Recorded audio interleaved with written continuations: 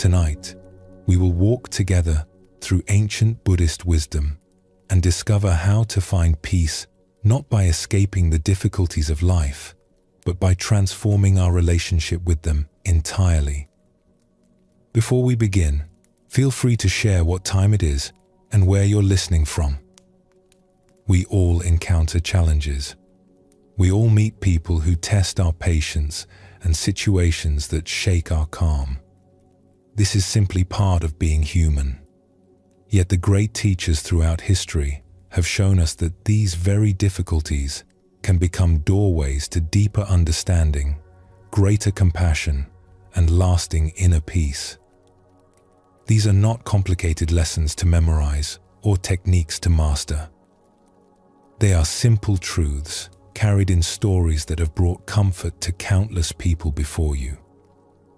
Unshakable peace was never something to achieve, but something to uncover. So let your shoulders soften. Allow your breath to deepen. There is nowhere else you need to be right now, and nothing you need to figure out. Simply listen and let these teachings settle into you like rain soaking into earth. Take a slow, deep breath. Let's begin our journey together. There is a question that has troubled human hearts since the beginning of time. Why do some difficulties seem to grow larger the more we struggle against them? Why do certain problems refuse to shrink, no matter how forcefully we push them away? These questions touch something deep within our experience. We have all known the frustration of watching a small irritation grow into a great disturbance, simply because we could not let it be. We have all felt the weight of conflict become heavier in our chests as we fought harder to be free of it. The ancient teachers understood this pattern well.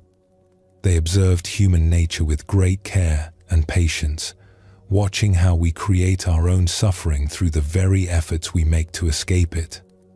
And in their compassion, they left us teachings and stories to illuminate a different way.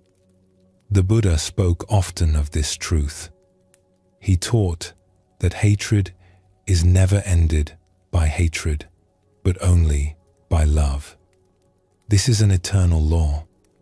These words, simple as they are, contain a medicine for much of what troubles us. They point toward a way of being that transforms difficulty at its root, rather than merely managing its symptoms. Let us discover what happens when we stop fighting what disturbs us and begin, instead, to welcome it with an open heart. When something unpleasant enters our life, our first instinct is almost always to push it away. This is natural. This is human. When we touch something hot, we pull back our hand. When we taste something bitter, we spit it out. The body knows how to protect itself, and this knowledge runs deep. But the mind is not the body, and the difficulties we face in our relationships, our emotions, and our inner life do not always respond to pushing in the way we expect. In fact, something curious often happens. The more we push, the more we struggle, the more firmly the difficulty seems to plant itself in our experience. Consider how this works with worry.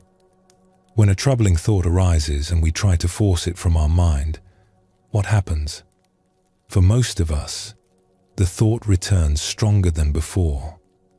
It is as though our resistance has given it energy, fed it somehow, made it more substantial and more persistent. The same pattern appears with difficult emotions. When anger arises and we tell ourselves we should not be angry, when we clench our teeth and try to suppress the feeling, it often burns hotter beneath the surface. When fear comes and we berate ourselves for being afraid, the fear frequently deepens into something closer to panic. And so it is with difficult people. When someone irritates us and we respond with hardness, with coldness, With our own brand of difficulty, we rarely see improvement. Instead, we often watch the situation worsen. The other person becomes more defensive, more hostile, more entrenched in the very behavior that troubled us to begin with. There is an old teaching that says what we resist persists. This is not merely a clever phrase. It points towards something real in the nature of experience. Our resistance itself becomes a kind of food for what we resist. Our struggle becomes the very fuel that keeps the fire burning. But if resistance feeds difficulty, what might happen if we tried something else entirely? What if, instead of pushing against what troubles us, we learned to open toward it? What if we discovered how to welcome even the unwelcome? This is the radical invitation at the heart of the Buddha's teaching. Not to become passive or weak. Not to allow ourselves to be harmed without response. But to recognize that true strength often looks different than we imagine. True power sometimes means setting down the sword and opening our arms instead. Let us explore a story that has been told for many generations, a tale that carries within it seeds of profound wisdom. It is said that this story comes from the time of the Buddha himself, though it has been retold in many forms across the centuries. Listen now and let the images settle gently into your heart. Once, in a distant land, there stood a magnificent palace at the center of a great kingdom. The palace was known throughout the realm for its beauty and its peace. Tall columns of polished stone rose toward painted ceilings. Gardens filled with fragrant flowers surrounded quiet courtyards where fountains sang softly through the day and night. Those who lived and worked within these walls moved with a certain grace, for the kingdom was prosperous and the times were good. The ruler of this kingdom was known far and wide as a wise and gentle sovereign. Through years of careful study and deep reflection, this ruler had cultivated a heart of unusual kindness. Advisors came from distant lands, seeking counsel. Common folk felt at ease in the royal presence. Even the servants spoke of their sovereign with genuine warmth, for they were treated not as lesser beings but as members of one great household. On a particular day, however, the wise ruler was away from the palace, attending to matters in a distant province. The hall stood quiet in the afternoon light. Ministers went about their duties. Guards kept their posts. The great throne room, with its high windows and ancient tapestries, sat empty and still. It was into this peaceful scene that something unexpected arrived. No one could say later exactly how it began. Perhaps a shadow fell across the courtyard that should not have been there. Perhaps a cold wind stirred the curtains in rooms where no window was open. But somehow, without warning, a creature appeared in the outer halls of the palace. It was unlike anything the palace dwellers had ever seen. To call it a demon is to use the word that the old stories use. But perhaps we might also call it the embodiment of all that is difficult and unwelcome in life. It was not large at first. It stood perhaps the height of a young child. But there was something deeply unsettling about it, something that made the stomach clench and the heart beat faster. Those who first encountered this creature in the outer halls froze where they stood. Some could not move at all. Others backed away slowly, their hands raised as though to ward off something they could not name. And in the confusion that followed, the creature simply walked forward, passing through doorway after doorway, moving ever closer to the heart of the palace. It walked through the Hall of Ancestors, where portraits of generations past watched in silent dignity. It passed through the Chamber of Scrolls, where the kingdom's laws and histories were carefully preserved. It climbed the wide stairs that led to the throne room itself, leaving behind it a faint trail of dampness on the polished floors.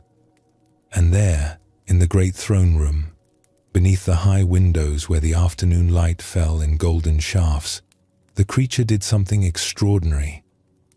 It walked directly to the throne, the ancient seat of the kingdom's rulers, and it sat down. When the guards finally recovered from their shock, when the ministers and advisors gathered their courage and entered the throne room, they found the creature sitting calmly on the throne, as though it had every right to be there, as though it belonged. The sight was intolerable. The throne was sacred. It represented everything the kingdom held dear. To see this unwelcome being, this offensive creature, sitting in the place of their beloved ruler, filled the gathered officials with a fury they could barely contain. One of the senior ministers was the first to speak. His voice trembled with outrage. "How dare you enter this place?" he said. "How dare you sit where you do not belong? Leave at once or face the consequences." The words hung in the air of the great room. And then something remarkable happened. Something that no one expected. The creature seemed to grow. Not quickly, not dramatically, but unmistakably. Where it had been the height of a child, it was now the height of a youth. Its form became more solid, more substantial. The smell that emanated from it grew stronger, and its eyes, already cold, seemed to darken further. The officials exchanged glances of alarm. Perhaps harsher words were needed. "You are not welcome in this sacred place," said a military commander, his hand on the hilt of his sword. "We will drive you out by force if necessary." Again the creature grew. It was now the size of a full-grown man. The tapestries on the walls seemed to shrink in its presence. The golden light from the windows seemed to dim. The response came swiftly. More guards were summoned. More voices raised in anger. Threats were made. Weapons were drawn. The air in the throne room grew thick with hostility, with the desire to destroy this unwanted presence, to restore the peace by whatever means necessary. And with each angry word, each hostile gesture, each hateful thought that arose in the minds of those gathered, the creature grew larger. It was now taller than any person in the room. Its head approached the ceiling.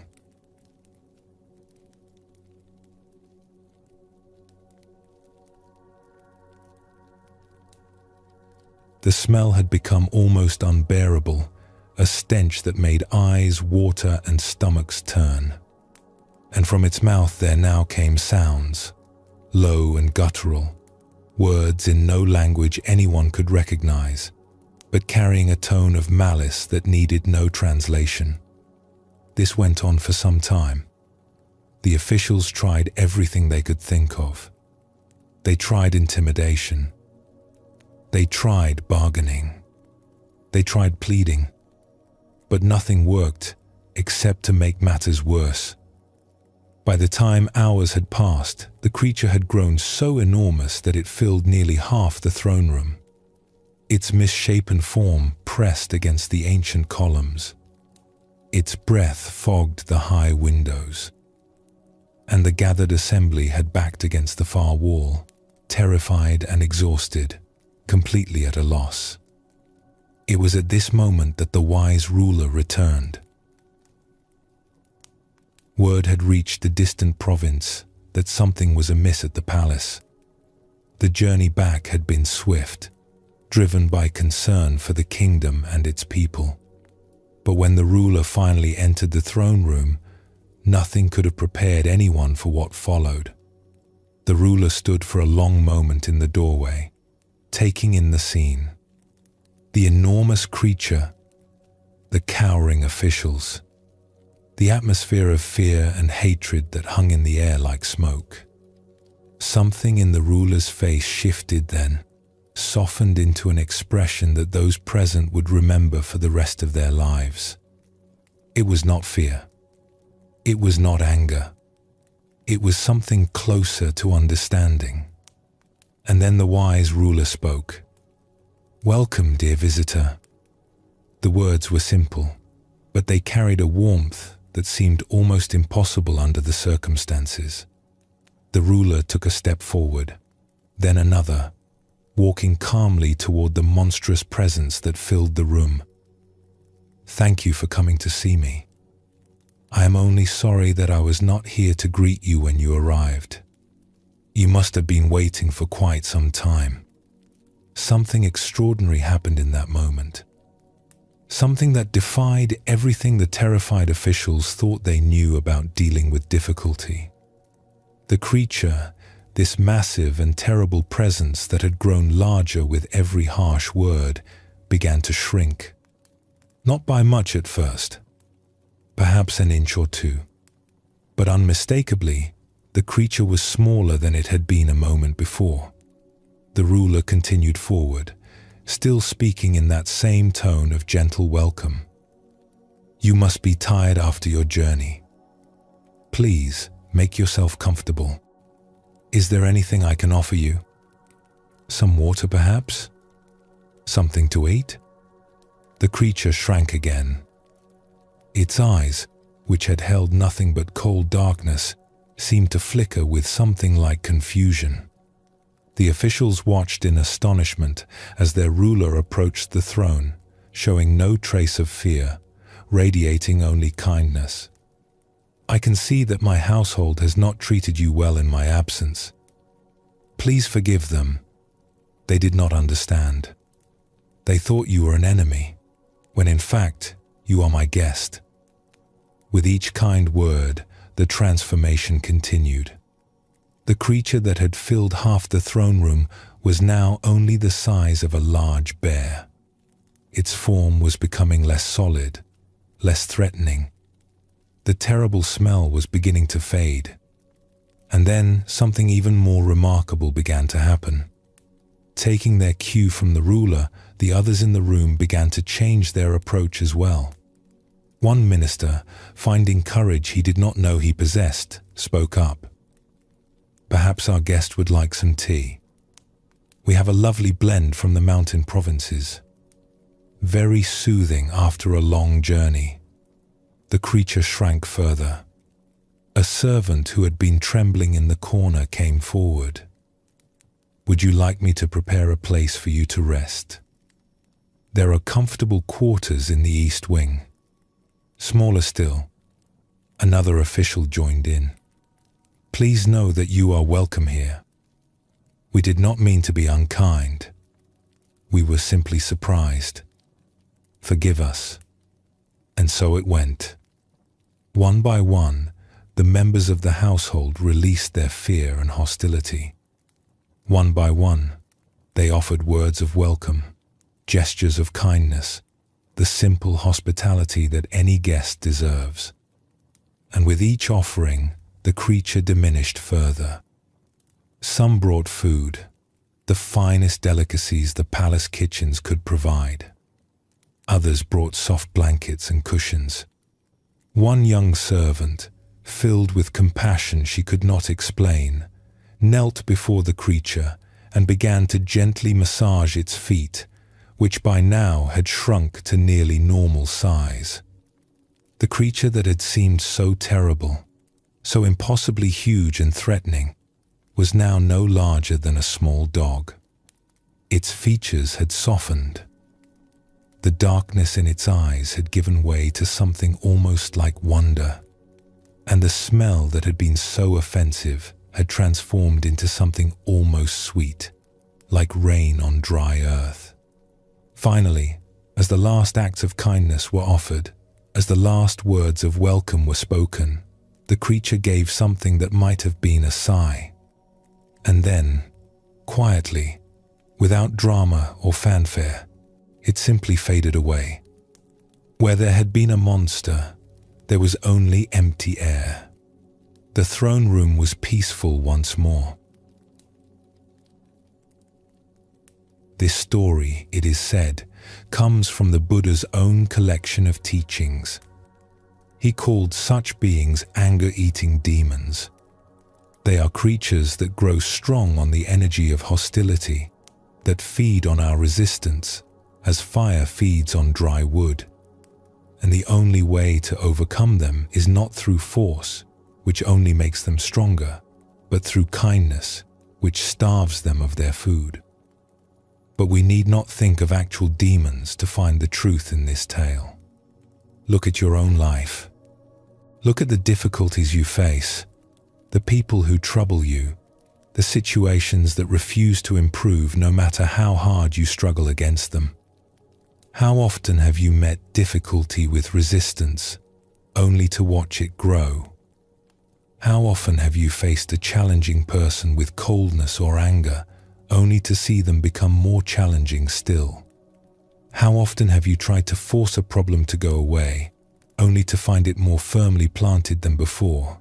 The anger-eating demon lives in our relationships. It lives in our workplaces and our homes. It lives in the conflicts we carry within our own hearts. And it grows stronger every time we feed it with our hostility. But there is good news in this teaching. Just as the demon grows with anger, it shrinks with kindness.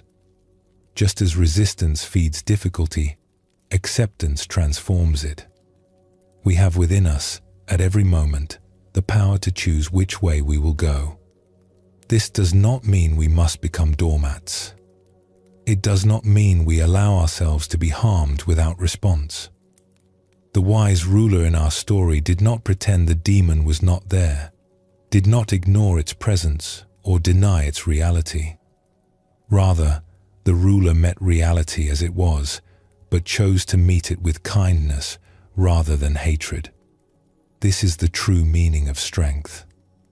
Not the power to destroy what troubles us, but the wisdom to transform it through the quality of our response. How might we apply this ancient wisdom to our modern lives? Begin by noticing. Simply notice, with gentle curiosity, how you typically respond when difficulty arises. When a person annoys you, what happens in your body? What thoughts arise in your mind? What words come to your lips? There is no need to judge what you find. Simply observe, as you might observe clouds passing across the sky. Then, in a moment of difficulty, see if you can pause before responding. This pause is precious.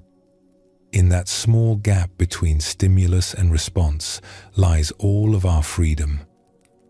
In that moment of stillness, we can choose. Try, just once, responding to difficulty with welcome instead of resistance. This might feel strange at first. It might feel unnatural, even foolish. But watch what happens. Watch how the difficulty responds when you do not feed it with your hostility. You might say inwardly, "Welcome, difficulty. I see you are here. I will not fight you." You might offer kindness to a challenging person, not because they deserve it, but because you understand that kindness is the only thing that truly works. You might simply soften your body, release the tension in your jaw and shoulders, and breathe. The Buddha taught that we are not punished for our anger. We are punished by our anger. Our hostility harms us more than it harms anyone else. When we learn to set it down, we free ourselves from a burden we may have been carrying for a very long time. The demons of difficulty will continue to arrive in our lives. This is simply the nature of being human. But we need not let them grow to fill our entire throne room. We need not exhaust ourselves fighting what cannot be overcome by force. Instead, we can welcome them. We can offer them tea. We can speak to them with kindness. And we can watch with wonder as they slowly fade away. Let us rest here for a moment. Allow these teachings to settle gently into your heart. Take a slow, nourishing breath. And when you are ready, we will continue our journey together.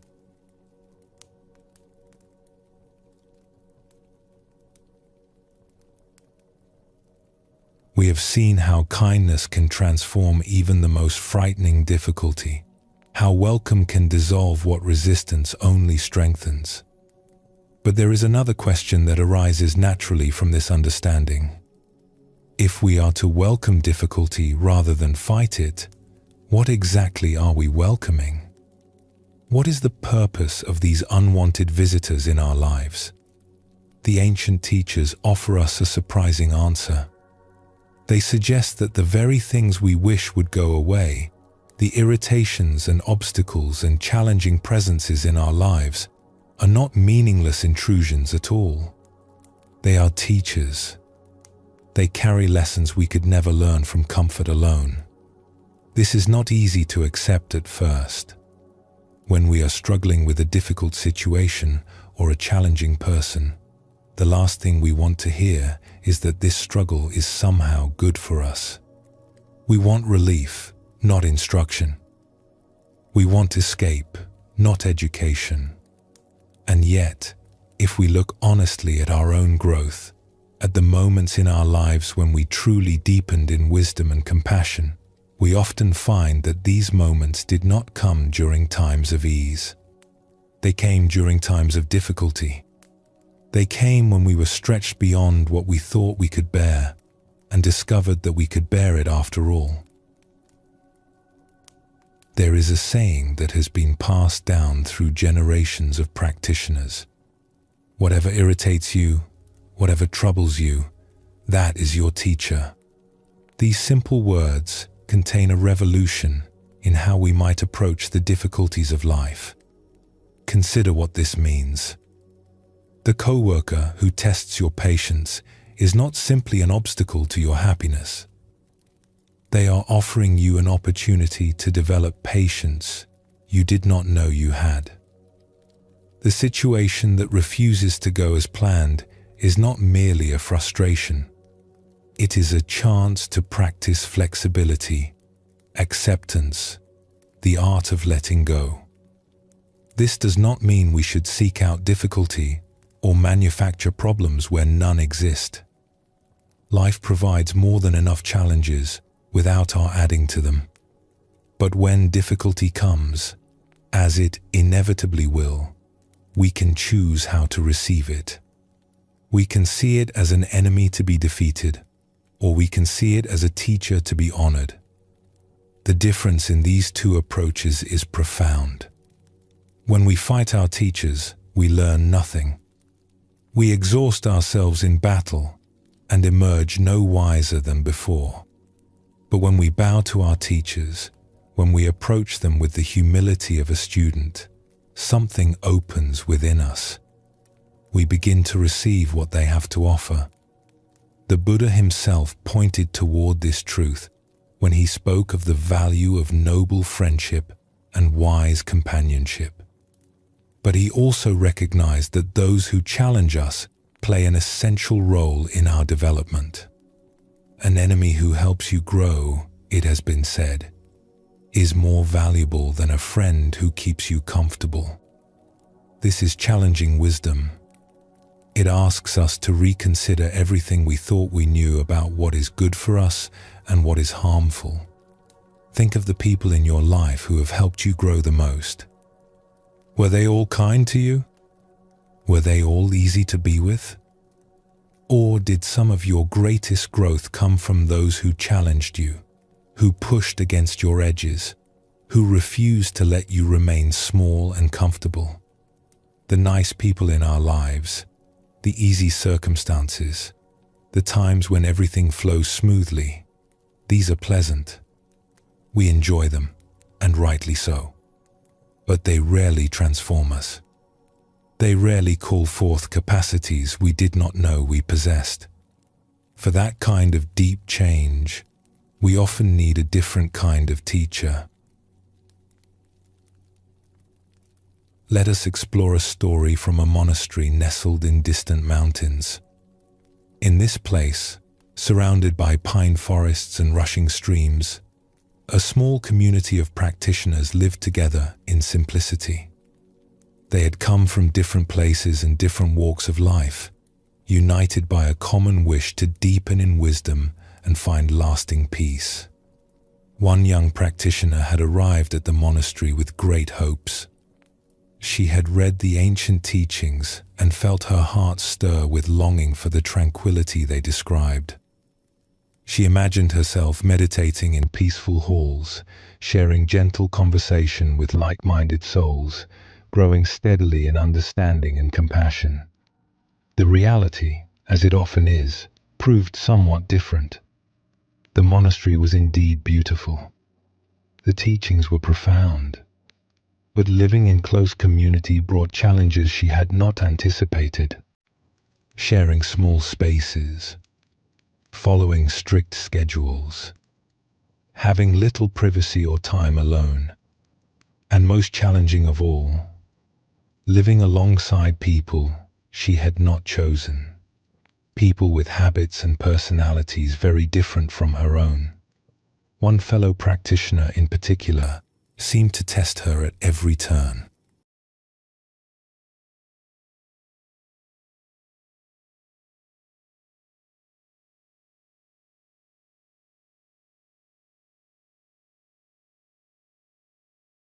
Offered unsolicited advice on everything from meditation posture to how to wash the dishes.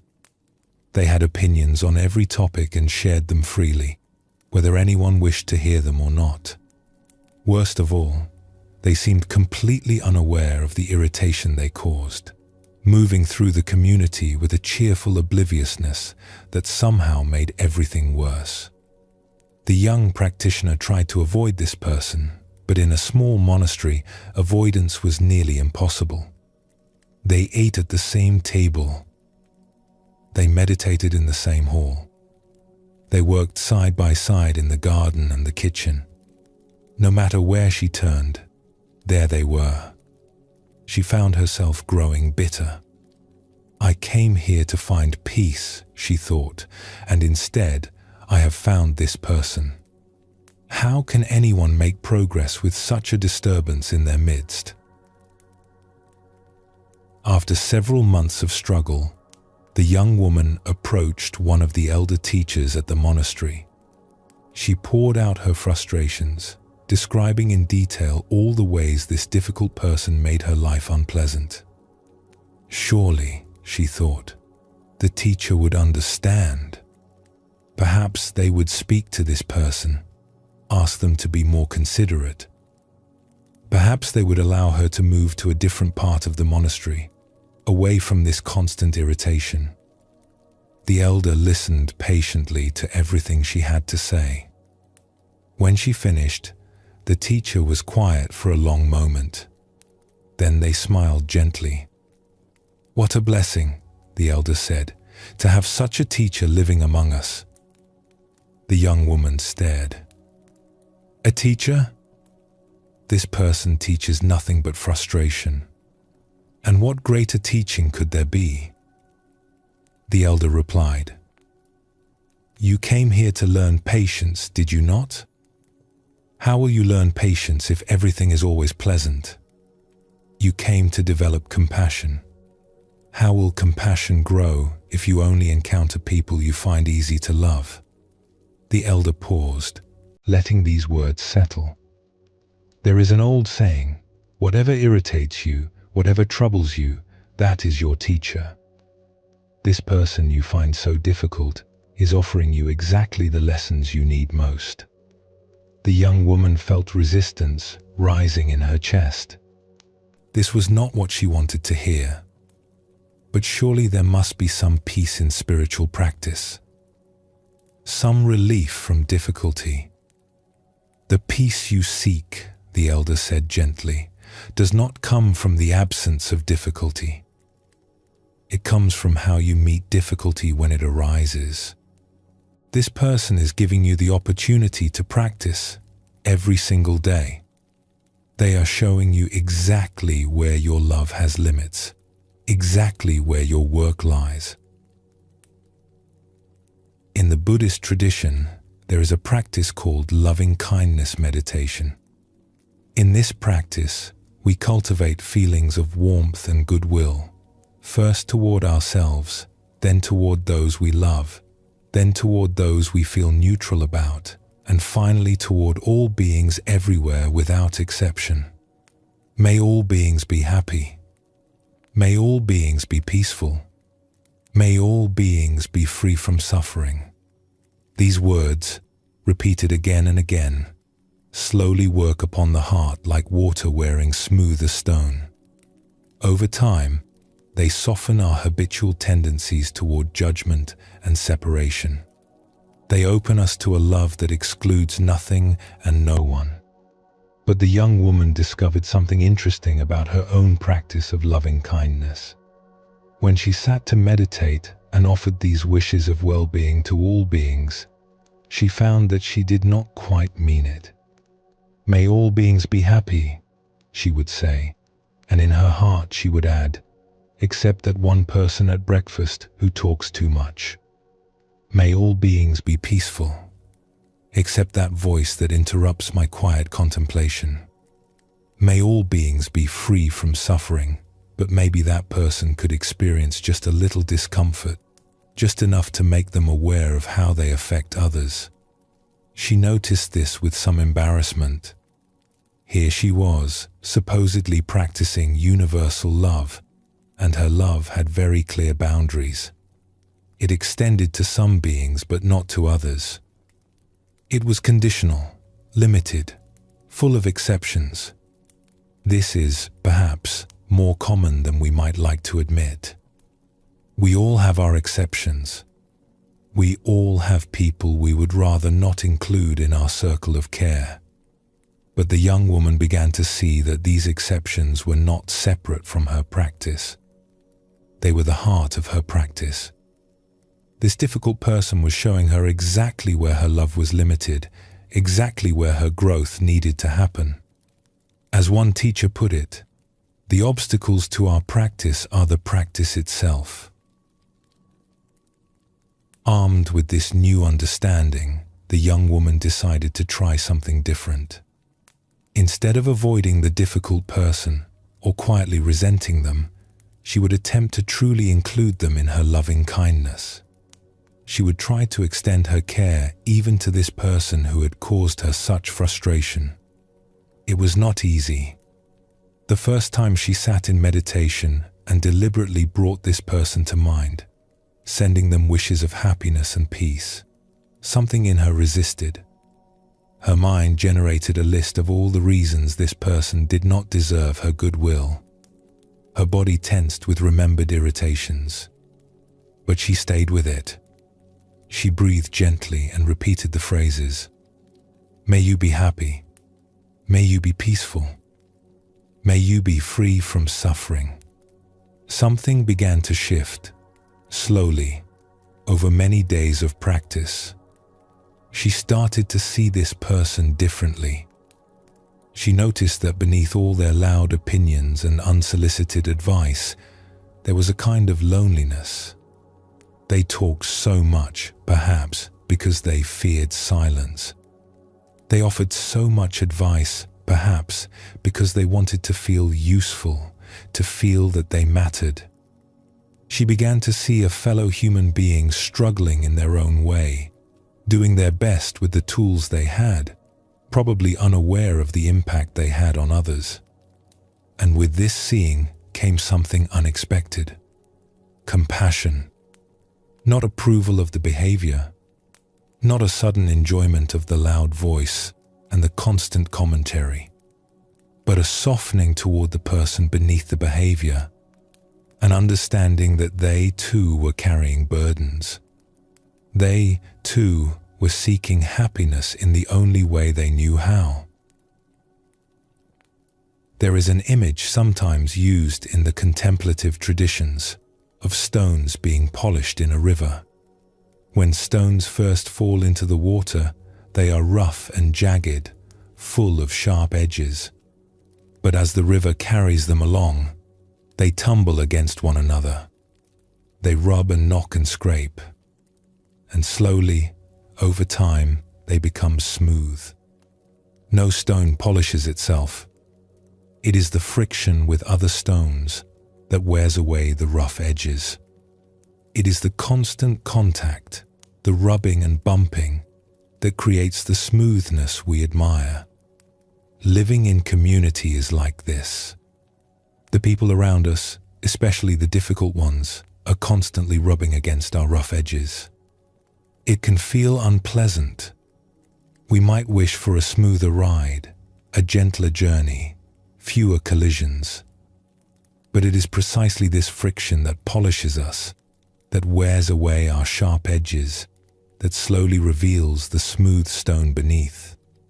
The young woman came to understand this truth through her experience at the monastery. The person she had found so irritating was, in a sense, doing her a great service. They were showing her where she was still rough, where she still had sharp edges that caught against life. They were giving her the opportunity, day after day, to practice patience, to practice letting go, to practice love without exceptions. In time, something remarkable happened. The difficult person did not change. They were still loud, still opinionated, still full of advice that no one had asked for. But the young woman's experience of them changed completely. Where there had been irritation, there was now mostly acceptance. Where there had been avoidance, there was now a kind of ease. And more than this, she found that her capacity for patience had grown. Not just with this one person, but with everyone. The friction that had seemed like punishment had turned out to be polishing. She was becoming smoother, more able to flow with life rather than catching against it. In the years that followed, this practitioner grew in depth and understanding. When newer members of the community came to her with complaints about difficult people, about irritating situations, about obstacles to their peace, she would sometimes smile in recognition.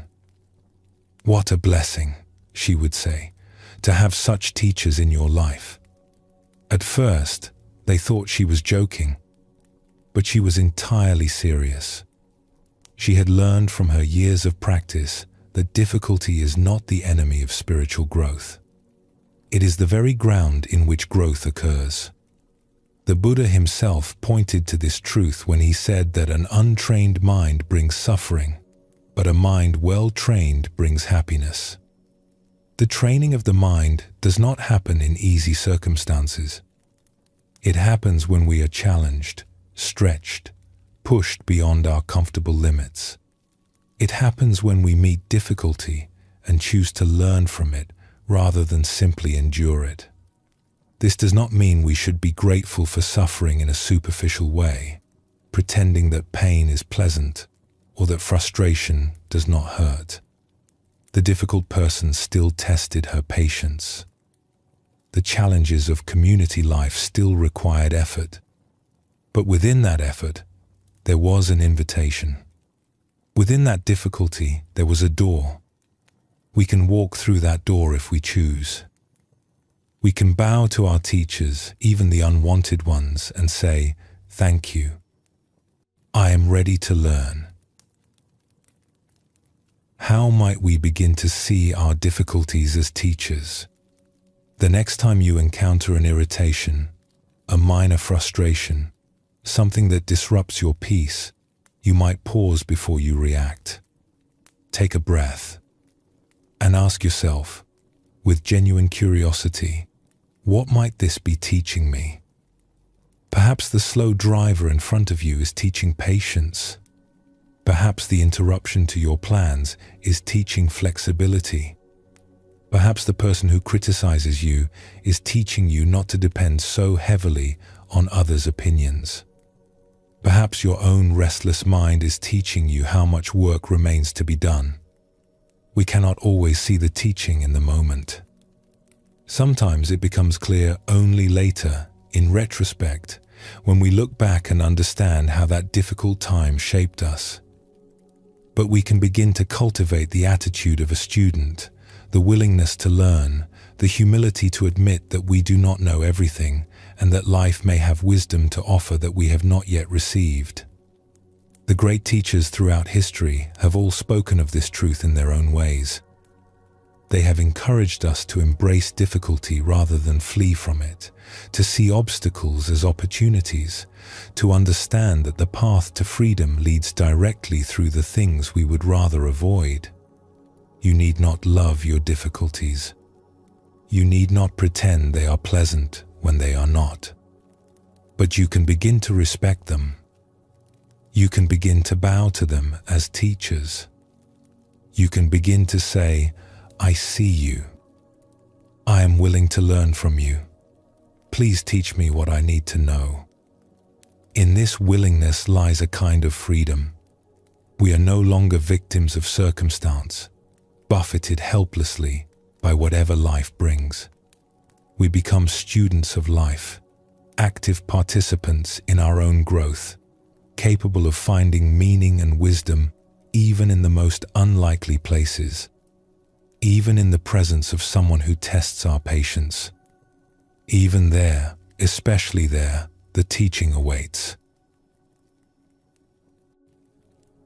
Let us pause here and rest. Allow your breath to flow naturally, without effort. Feel whatever you feel in this moment, welcoming it all. And when you are ready, we will continue on together, deeper into the heart of peace.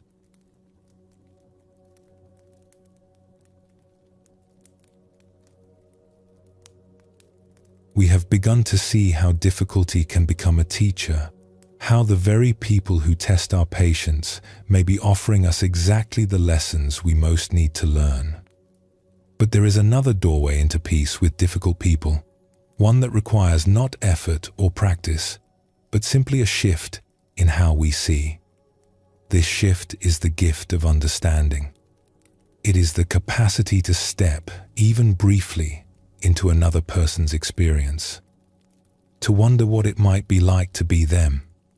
To sense, even dimly, the weight they carry that we cannot see. When this shift happens, something remarkable occurs. The irritation we felt begins to soften. The wall between us and the difficult person becomes thinner, more transparent. We start to see not an obstacle to our happiness, but a fellow human being, struggling just as we struggle, seeking peace just as we seek peace. The Buddha spoke often of compassion as one of the highest qualities a human being can develop. But compassion is not possible without understanding. We cannot truly care for someone whose experience remains completely foreign to us. The path to compassion runs through the territory of empathy, through the willingness to imagine what life might be like from inside another person's skin. There is a reflection that has helped many people transform their relationship with difficult people. It is not complicated. It requires no special training or preparation. It is simply this: when you encounter someone who troubles you, someone whose behavior is irritating or hurtful or simply hard to bear, pause for a moment and consider. You only have to endure this person for a short time. Perhaps a few minutes. Perhaps an hour. Perhaps, if they are very close to you, a few hours each day. But they have to live with themselves all day long. Let this sink in. Whatever quality makes this person difficult for you to be around, they experience that quality constantly. They wake up with it. They carry it through every moment of their day. They go to sleep with it. There is no escape for them, no relief, no moment when they can walk away and be free. If someone's manner is abrasive, imagine what it must be like to have that abrasiveness as your constant companion. If someone is anxious and fearful, imagine living inside that anxiety every waking moment. If someone is angry and reactive, imagine the exhaustion of that anger burning in your chest hour after hour, day after day. This reflection does not excuse harmful behavior.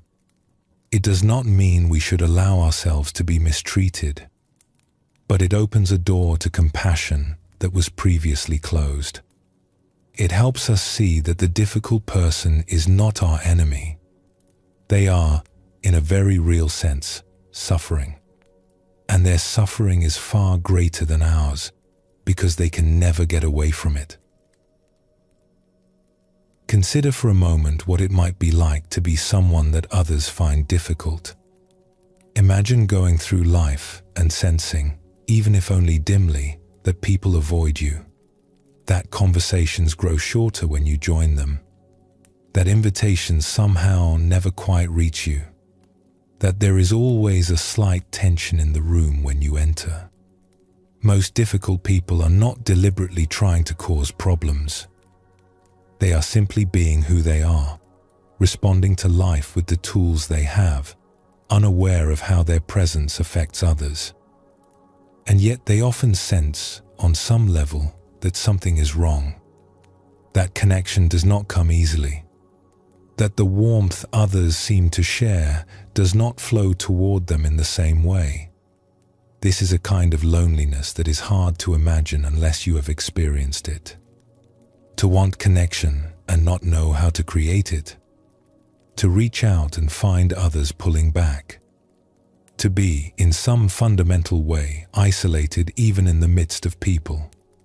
When we see difficult people in this light, our hearts begin to open. We recognize that their difficulty is not a weapon aimed at us. It is a burden they carry, often without knowing how to set it down. It is a wound that has never healed, expressing itself in ways that push away the very connection they most need. The Buddha taught that all beings wish to be happy. All beings wish to be free from suffering. This is as true for the difficult person as it is for anyone else. They are not seeking to make life harder for those around them. They are seeking happiness, seeking peace, seeking love. They have simply not found skillful ways to pursue these things. When we remember this, when we hold this truth in our hearts as we encounter difficult people, something shifts. The irritation does not disappear entirely, but it is joined by something softer. A recognition of shared humanity, a tenderness toward this fellow traveler who has lost their way. Let us explore a story from a place of healing, a hospital in a distant city where people came to find help for troubles of the mind and heart. This was a place of last resort for many, a sanctuary for those whose inner storms had grown too fierce to weather alone. The doctors and nurses and caregivers who worked in this place were dedicated people.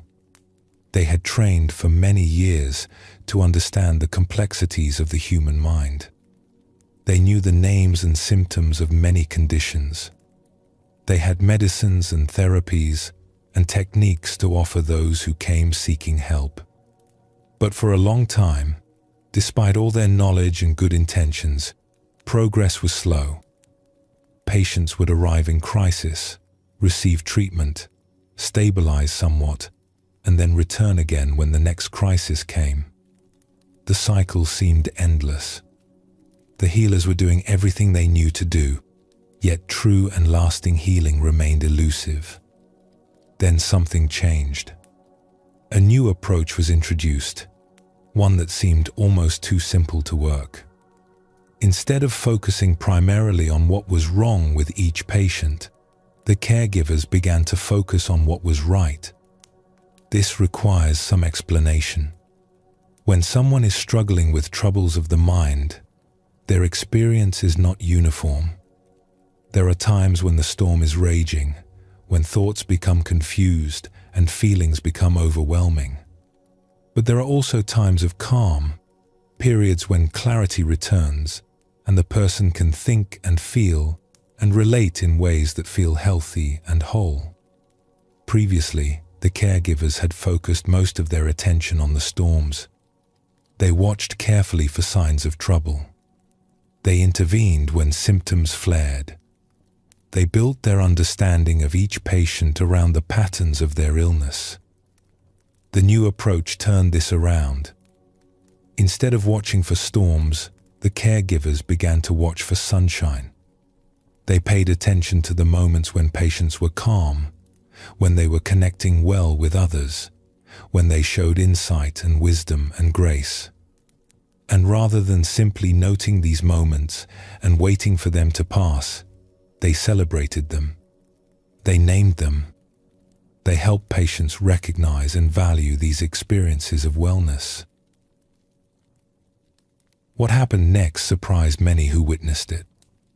As the caregivers shifted their attention toward moments of wellness, those moments began to expand. Patients who had been trapped in cycles of crisis began to experience longer and longer periods of stability. The storms still came, but they came less often and lasted for shorter times. The spaces of peace between them grew wider and wider. This was not magic, though it might have seemed that way. It was simply the natural result of a profound truth. What we give attention to grows. When we focus on what is wrong, on the difficulties and deficiencies and problems in ourselves or others, we are in a sense feeding those things. Our attention is a kind of nourishment.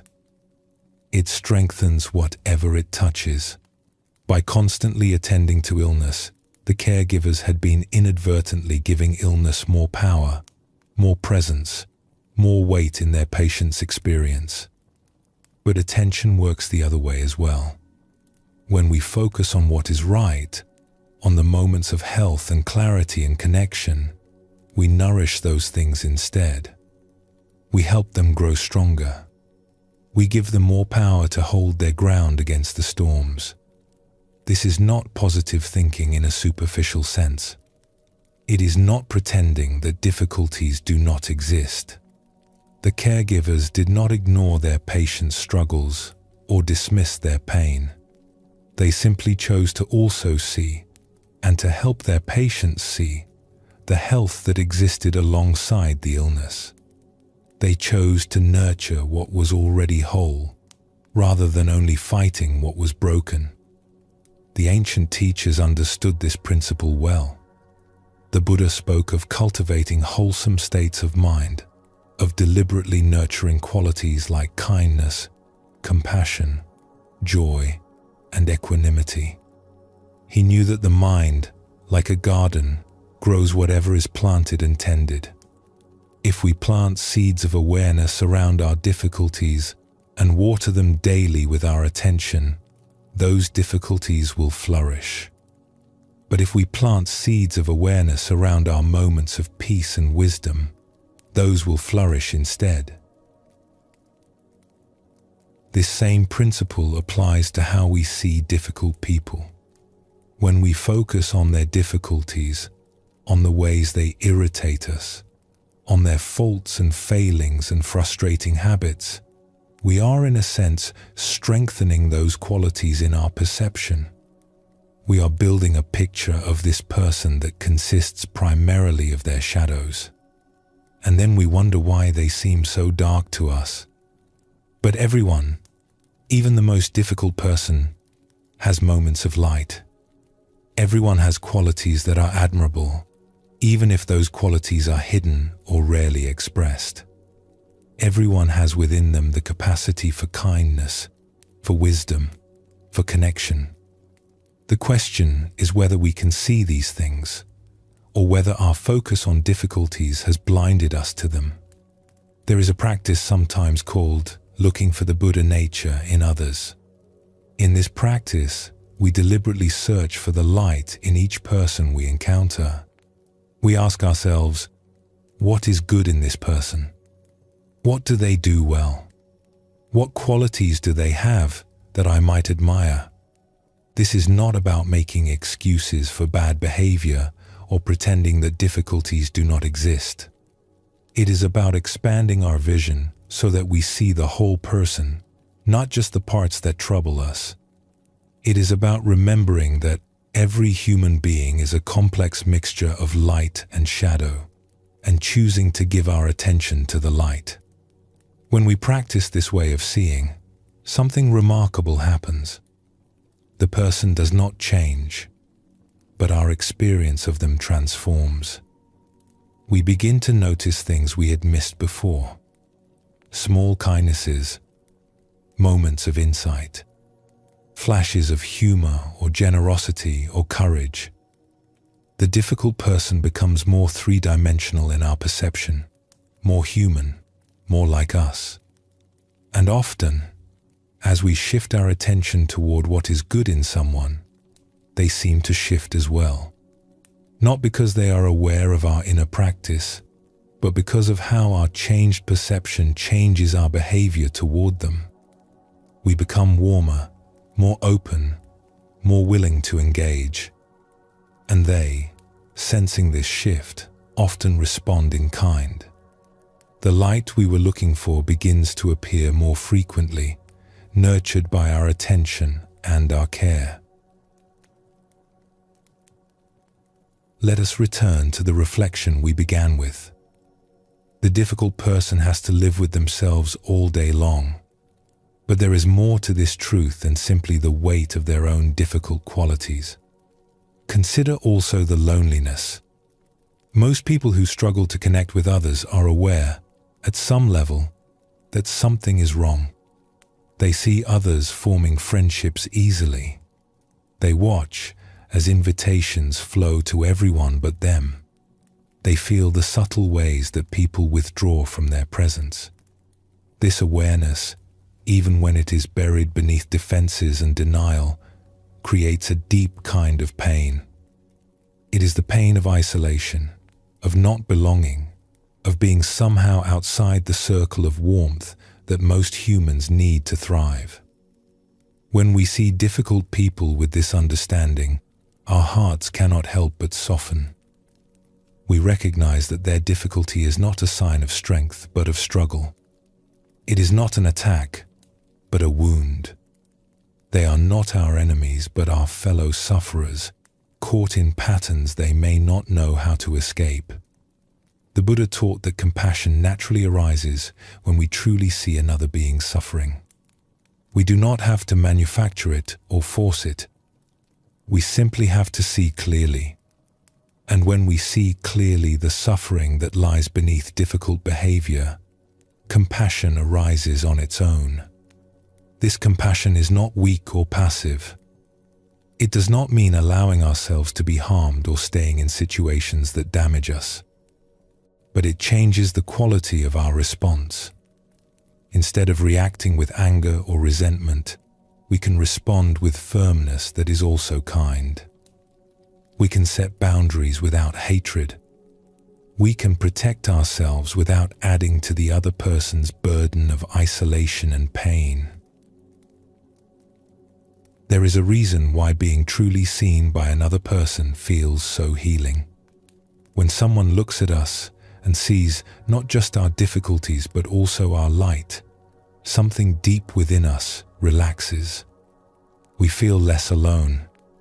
We feel that perhaps we are not as broken as we feared. Difficult people rarely receive this gift. Most of the eyes that look at them see only the difficulty. They are defined by their worst qualities, reduced to the problems they cause. Is it any wonder that they have trouble changing when everyone around them has already decided who they are? But when someone chooses to see differently, when someone looks for the light and reflects it back, change becomes possible. The difficult person begins to glimpse a different version of themselves. They begin to believe that perhaps They could be other than they have been. They find, in the seeing of another, the hope they need to begin the hard work of transformation. This is a gift we can offer. It costs us nothing but a shift in attention, a willingness to look for what is good. And yet, it may be one of the most valuable gifts a human being can receive. We are not responsible for fixing difficult people. We are not required to stay in harmful situations or sacrifice our own well-being for others. But we can choose, when it is safe to do so, to offer the gift of seeing, to look for the Buddha nature in even the most challenging person, to remember that beneath all the difficulty, there is a human heart that longs for connection, for understanding, for peace. How might we bring this understanding into our daily lives? The next time you encounter someone difficult, you might pause and consider they have to live with themselves all day long. Let yourself feel, even briefly, what that might be like. Let compassion arise naturally from this understanding. Then, if you are willing, try the practice of looking for light. Ask yourself, what might be good in this person? What strengths do they have? What might they be struggling with that you cannot see? How might they be suffering beneath the surface of their difficult behavior? You need not share these reflections with the person. You need not change your boundaries or accept behavior that harms you. This is an inner practice, a shift in how you see, not necessarily a change in what you do. But notice what happens as you practice. Notice how your experience of the difficult person begins to shift. Notice how the weight of irritation becomes lighter. Notice how compassion begins to arise, softening the hard edges of your response. And notice, too, how this practice changes you. How it opens your heart not just to this one person, but to the struggles of all beings. How it connects you to the great web of human suffering and human hope that we all share. We are all doing our best. We are all struggling. We are all seeking happiness and so often missing the mark. When we remember this, when we hold this truth in our hearts, the whole world begins to look different. The difficult people become less like obstacles and more like mirrors, reflecting back to us our shared humanity, our shared vulnerability, our shared wish to find peace. Let us rest here for a moment. Breathe gently. Let your heart soften toward all beings, including yourself. And when you are ready, we will continue together.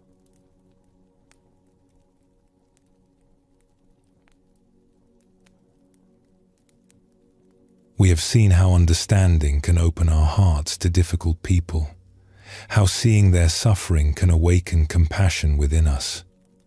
But there is a question that naturally follows. Can kindness actually change things? Can our gentle persistence truly transform a relationship that seems beyond hope? The honest answer is that it is not always easy. Some people have built such thick walls around their hearts that our kindness seems to bounce off without effect. Some situations are so entrenched that change appears impossible. And there are times when the wisest course is to step back, to protect ourselves, to accept that not every battle is ours to fight.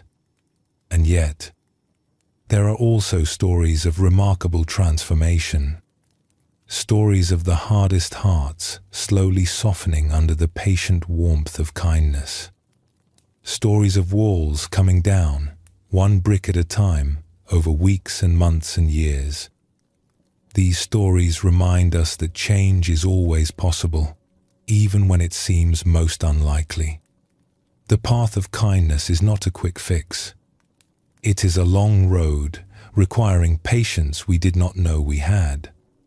But for those willing to walk it, the destination can be more beautiful than we ever imagined. In our world of instant messages and rapid results, we have grown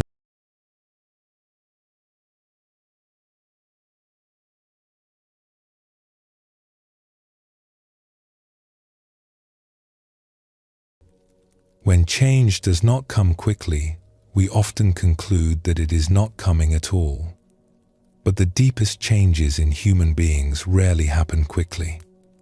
A heart that has been closed for years does not open overnight. Trust that has been broken many times is not rebuilt with a single gesture. The patterns of a lifetime do not dissolve at the first touch of kindness. This is not a reason for despair. It is simply the nature of things. A great tree does not grow in a day. A river does not carve a canyon in a season. The most profound transformations in nature happen slowly, imperceptibly, through the patient accumulation of small moments. So it is with human hearts. The kindness we offer today may seem to disappear without trace.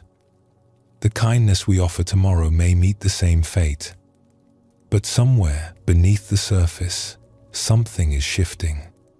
Each act of warmth is like a drop of water falling on stone. No single drop seems to make a difference. But over time, the stone begins to wear. Over time, the impossible becomes possible. The Buddha understood this well. He taught that our actions, even the smallest ones, have consequences that ripple outward in ways we cannot see. A kind word spoken today may bear fruit years from now in circumstances we will never witness. Our task is not to demand immediate results, but to plant seeds of goodness and trust in the harvest. Let us explore a story from a place of confinement, a large institution where people lived under strict rules and watchful eyes. This was not an easy place to be. The residents had made mistakes in their lives and were paying the price. The days were long and structured. Freedom was limited, and the relationship between those in charge and those in their care was often marked by distance and suspicion. In this place, there was a man whose job was simple. Each day, he would prepare and serve tea and coffee to the officers who ran the institution. It was not demanding work, but it brought him into daily contact with one officer in particular, the chief of the facility. This chief officer was, by all accounts, a difficult man. He seemed to take pleasure in making the lives of those under his authority harder than they needed to be. He never greeted the residents. He never acknowledged their presence unless it was to issue a command or a criticism. He treated them, in the words of those who lived there, as if they were less than human. The man who served tea had experienced this coldness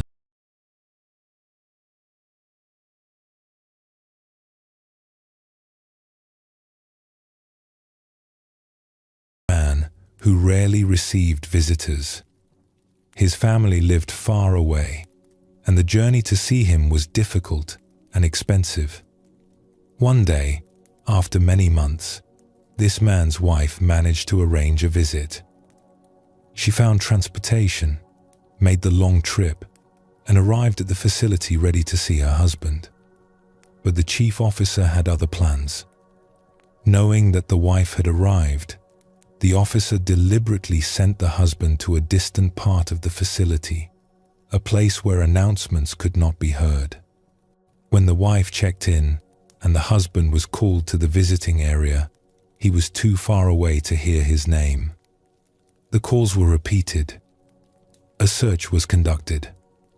But by the time he was found and brought back, visiting hours had ended. His wife had come all that way for nothing. The chief officer had done this on purpose. There was no reason for it, except spite, except the desire to cause pain to someone who could not fight back.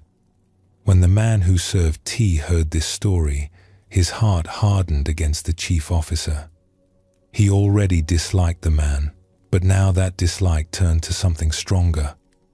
And it seemed to him that such a person was beyond redemption, beyond any possibility of change. It happened that a teacher visited this place of confinement from time to time, offering guidance and conversation to those who wished to receive it. The man who served tea attended these gatherings, and one day he spoke of his feelings toward the chief officer. He described the coldness, the daily humiliation of being treated as less than nothing. "This approach of kindness you teach," he said, "it might work in some places.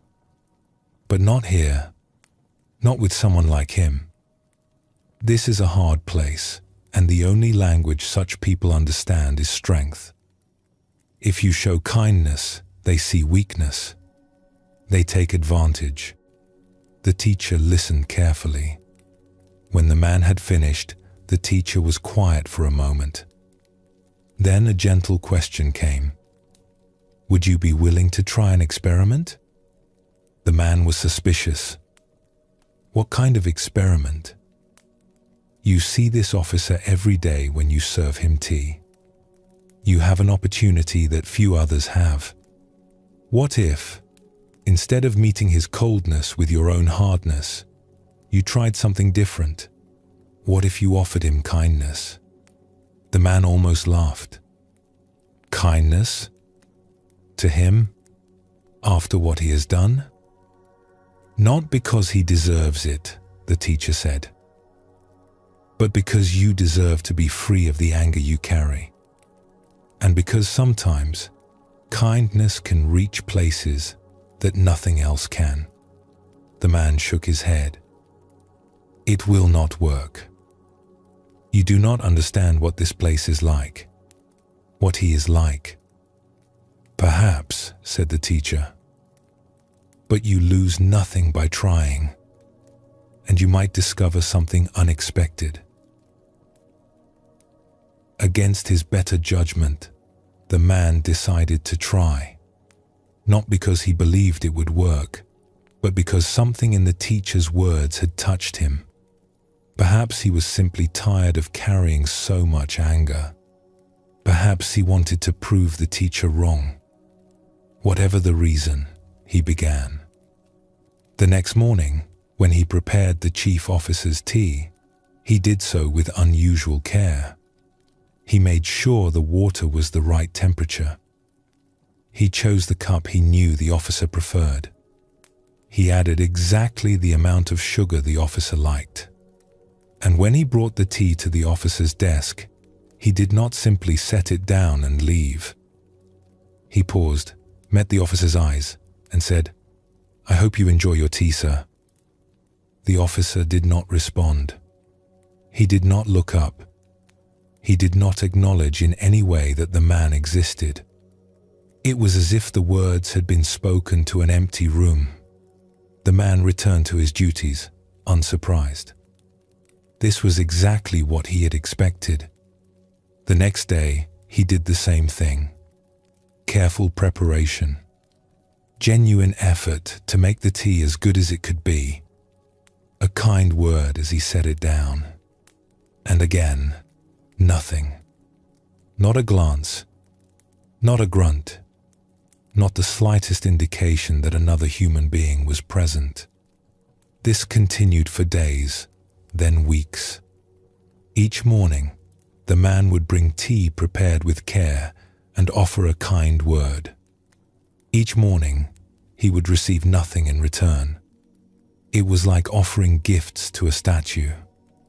After a week, he returned to the teacher. "You see?" he said. "It does not work. I have tried every day and nothing has changed. He still treats me as if I do not exist." "A week is not very long," the teacher said gently. "The walls he has built took years to construct. They will not fall in 7 days. Then how long?" "I do not know. Perhaps they will never fall. But the question is not really about him, is it? The question is about who you want to be. Do you want to be someone who meets coldness with coldness? Or do you want to be someone who offers warmth, regardless of how it is received? The man had no answer to this. He returned to his work, and he continued the experiment. Weeks passed, then months. Every day, the same routine. Tea prepared with care, a kind word offered, and nothing in return. The man began to feel foolish. He imagined the other residents watching him, thinking he was weak or naive. He imagined the officer secretly laughing at his efforts. But something else was happening too. Something he had not expected. He noticed that the anger he had carried for so long was beginning to fade. Not completely, not all at once, but gradually. The daily practice of offering kindness, even unreturned kindness, was changing something in him. He was becoming softer, more patient, more at peace. He also began to see the officer differently. Not with approval, certainly. The pain of the past was not forgotten, but with something closer to curiosity. What had made this man so hard? What pain was he carrying that he needed to inflict pain on others? What would it be like to live inside such a cold heart? These questions did not excuse the officer's behavior, but they opened a small door of understanding that had been firmly closed before. And so the man continued, not because he expected results, but because the practice itself had become valuable to him. He had discovered that offering kindness, regardless of response, was its own reward. It was a morning like any other when the first change came. The man had prepared the tea with his usual care. He had found some biscuits that he knew the officer liked and arranged them neatly on a small plate. He brought everything to the officer's desk, set it down gently, and said, "Good morning, sir. I hope your day goes well." He expected nothing. He had learned to expect nothing. But this time, something different happened. The officer looked up. Not for long. Not with warmth, but he looked, and from his lips came a sound, a small sound, barely audible, something between a grunt and a word. It was not much. To an outside observer, it might have seemed like nothing at all, but the man knew what it meant. For the first time, the officer had acknowledged that he existed. For the first time, there had been a response. The man felt something shift in his chest, a lightening, a hope he had not allowed himself to feel. He did not expect the progress to continue. One grunt did not mean transformation. The officer might return to stone the very next day. But something had cracked, however slightly. The wall was no longer quite as solid as it had been. The man continued his practice with renewed dedication. Some days, there was another grunt. Some days, nothing at all. Progress, when it came, was measured in the smallest of gestures. A brief glance, a slight nod, the tiniest relaxation of a rigid face. And then, one morning, it happened. The man had taken extra care that day. He had found a particular kind of tea he thought the officer might enjoy, something a little special, a little out of the ordinary. He had arranged everything beautifully. He brought it to the desk, set it down, and offered his customary kind words. The officer looked up. Their eyes met, and then, in a voice rusty from disuse but unmistakable, the officer spoke. "Thank you." 2 words. Just 2 small words. But they landed like a thunderclap. The man stood frozen for a moment, unsure he had heard correctly. In all his time at this institution, he had never heard this officer thank anyone for anything. It was unprecedented. It was, in its way, miraculous. Word spread quickly. In a place where news travels fast, this was the news of the day, the week, the month. The chief officer had said thank you to a resident, in front of others. Something that had seemed impossible had happened. What does this story teach us? It teaches us that patience matters. The man did not see results for a very long time. Most of us would have given up after a few days, a few weeks at most. But he continued, not knowing if his efforts would ever bear fruit. And eventually, they did. It teaches us that kindness changes us, even when it does not seem to change others. Long before the officer spoke those 2 words, the man who served tea had already been transformed. He had freed himself from the prison of his own anger. He had discovered a capacity for patience he did not know he possessed. The practice of kindness had made him a different person, regardless of the outcome. It teaches us that even the hardest hearts can soften. We never know what is happening beneath the surface of another person. The officer had seemed like stone, impenetrable, unchangeable. But somewhere inside, something was alive. Something was capable of responding to warmth. It simply needed more time, more persistence, more patience than most of us would think to offer. And it teaches us that our kindness matters, even when we cannot see the results.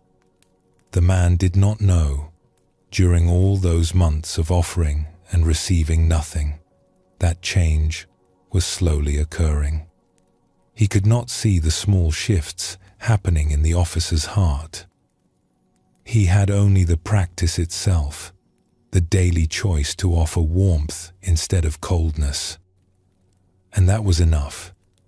That was everything. We must be honest here. This story had a beautiful outcome, but not all stories do. There are times when our kindness meets a wall that never cracks. There are people who are so deeply wounded, so firmly defended, that no amount of warmth can reach them. And there are situations where continuing to offer kindness would come at too great a cost to our own well-being. The teaching is not that kindness always works, if by works we mean changing the other person. The teaching is that kindness is always worth offering because of what it does in us, regardless of what it does in others. We cannot control how our kindness is received. We cannot guarantee that the walls will fall, that the hard heart will soften, that the cold person will warm.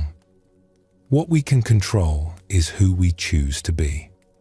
We can choose to be people who offer warmth, who plant seeds of goodness, who refuse to let the coldness of others freeze our own hearts.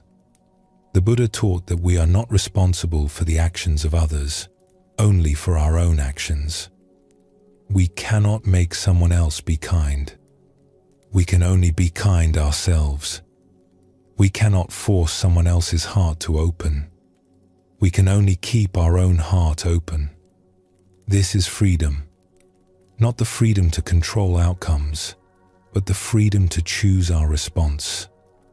Not the power to change others, but the power to remain true to our own deepest values, regardless of how others behave. First, consider whether there is someone in your life who might benefit from patient, persistent kindness. Someone difficult, someone cold, someone who has built walls around their heart. You need not choose the most challenging person you know.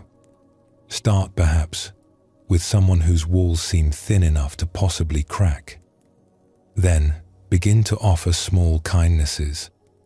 Not grand gestures, but simple, daily acts of warmth. A genuine greeting. A moment of attention. A small gift of care.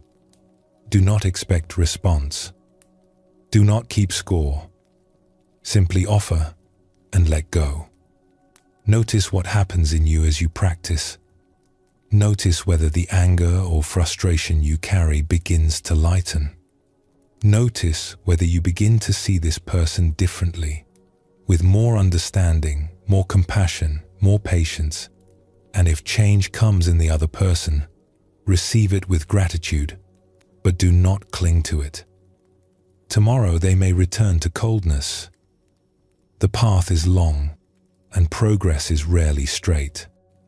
What matters is not the destination but the walking. What matters is who you become along the way. Remember that you always have the right to protect yourself.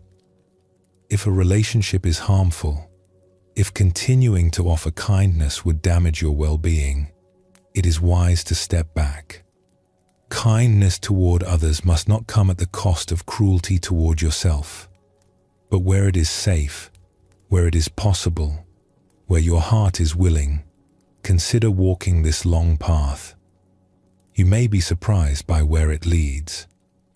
You may discover that the person who is most transformed is not the difficult other, but yourself. Let us pause here and breathe. And when you are ready, we will continue walking together.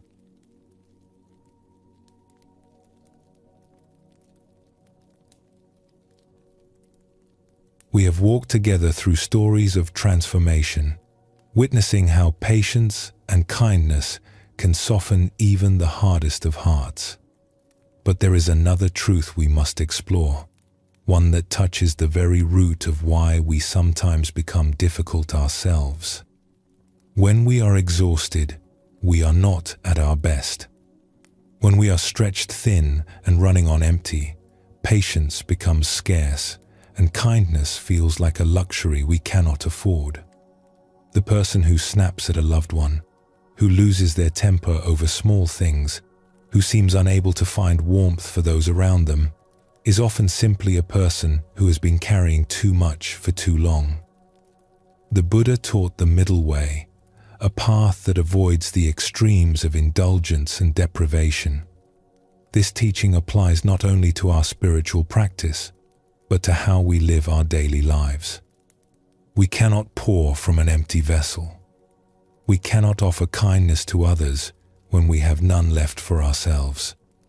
Learning to rest, to set down our burdens, is not selfishness. It is wisdom. Let us explore together the simple art of letting go. Imagine, for a moment, that you are holding a cup of water. It is not a large cup. It is not particularly heavy. If someone asked you how much it weighs, you might say a few ounces, perhaps half a pound. Nothing significant. Nothing that would trouble you. Now imagine holding that same cup with your arm extended in front of you. At first, it feels like nothing at all. The weight is barely noticeable. You could hold it for a minute without any difficulty. Perhaps 5 minutes. Perhaps even 10. But what if you held it for an hour? After an hour, that small cup would begin to feel much heavier.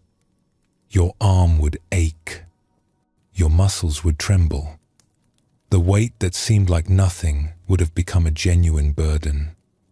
And what if you held it for a day? For a week? For a year? The cup has not changed. It weighs exactly the same as it did in the first moment. But your experience of it has transformed entirely.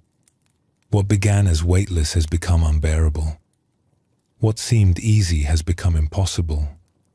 This is a teaching about more than cups. This is a teaching about everything we carry.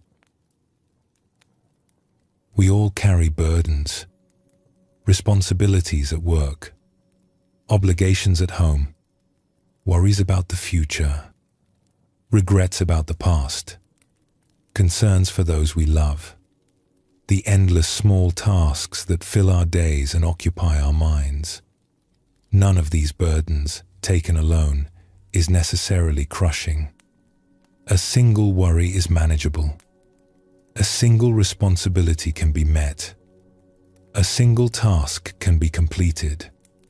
Like the cup of water, each individual weight seems light enough to bear. But we do not carry just one thing. We carry many things. And we carry them not for a moment but for hours, days, weeks, years. We hold our burdens extended in front of us, never setting them down, never giving our arms a chance to rest. Is it any wonder that we become exhausted? Is it any surprise that we grow irritable, impatient, unkind?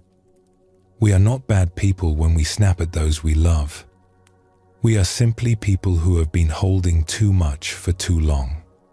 The Buddha observed that suffering often arises from clinging, from our refusal to let go of what we are holding. This teaching is usually applied to our attachment to pleasure, to possessions, to outcomes we desire. But it applies equally to how we hold our daily burdens. We cling to them. We refuse to set them down. And in our clinging, we create suffering for ourselves and for those around us. Here is a truth so simple that we often overlook it entirely. When the cup becomes heavy, set it down. Not forever. Not because the work does not matter. Not because the responsibilities will disappear. But for a few minutes. For a brief rest. For just long enough to let your arms recover their strength. This is not laziness. This is not avoiding your duties. This is wisdom. Because here is what happens when you set down the cup for 5 minutes and then pick it up again. It feels lighter. The cup has not changed. It weighs exactly what it weighed before. But you have changed. Your muscles have rested. Your strength has returned. What felt impossible now feels manageable again. The same is true of all the burdens we carry. When we allow ourselves to rest, when we set down our worries and responsibilities for even a short time, we return to them renewed. We work more efficiently. We think more clearly. We respond to challenges with greater patience and creativity. The time we take for rest is not time wasted. It is time invested. A few minutes of genuine rest can save hours of exhausted, inefficient struggle. A brief pause can prevent the mistakes and conflicts that arise when we are running on empty. There is an old saying that applies here. You cannot pour from an empty cup. To give to others, to meet our responsibilities, to show up fully for our lives, we must first make sure there is something within us to give. Rest fills the cup. Constant striving empties it. Let us look at how exhaustion spreads through our lives. Imagine someone who works very hard. They rise early, rush through their morning, and arrive at work already feeling hurried. Throughout the day, they push themselves relentlessly. There is always more to do, always another task demanding attention. They skip breaks. They eat lunch at their desk. They stay late to finish one more thing. By the time they arrive home, they are depleted. They have nothing left to give. Their family greets them, wanting connection, wanting presence, wanting love. But the well is dry. They snap at small irritations. They retreat into silence or distraction. They are physically present, but emotionally absent. And so the evening passes without nourishment, without true rest, without the warmth of genuine connection. They go to bed tired, sleep poorly, and wake the next morning already behind. Now the cycle accelerates. They arrive at work not only with the burdens of the day, but with the weight of a difficult evening and a restless night. They are less efficient, more prone to mistakes, more irritable with colleagues. The day feels harder than it needs to be. And when they return home that evening, they are even more depleted than before. The family, still wanting connection, still needing presence, meets someone with even less to give. The disappointment grows. The distance widens. This is how exhaustion spreads. Work stress creates home stress. Home stress creates work stress. Each feeds the other, and the cycle spirals downward until something breaks.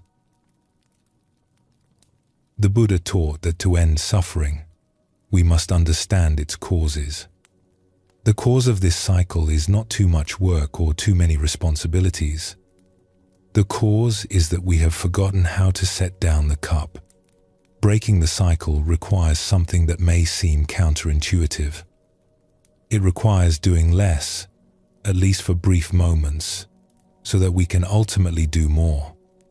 It requires stopping, even when everything in us tells us to keep going. It requires the wisdom to recognize that rest is not the enemy of productivity, but its essential foundation.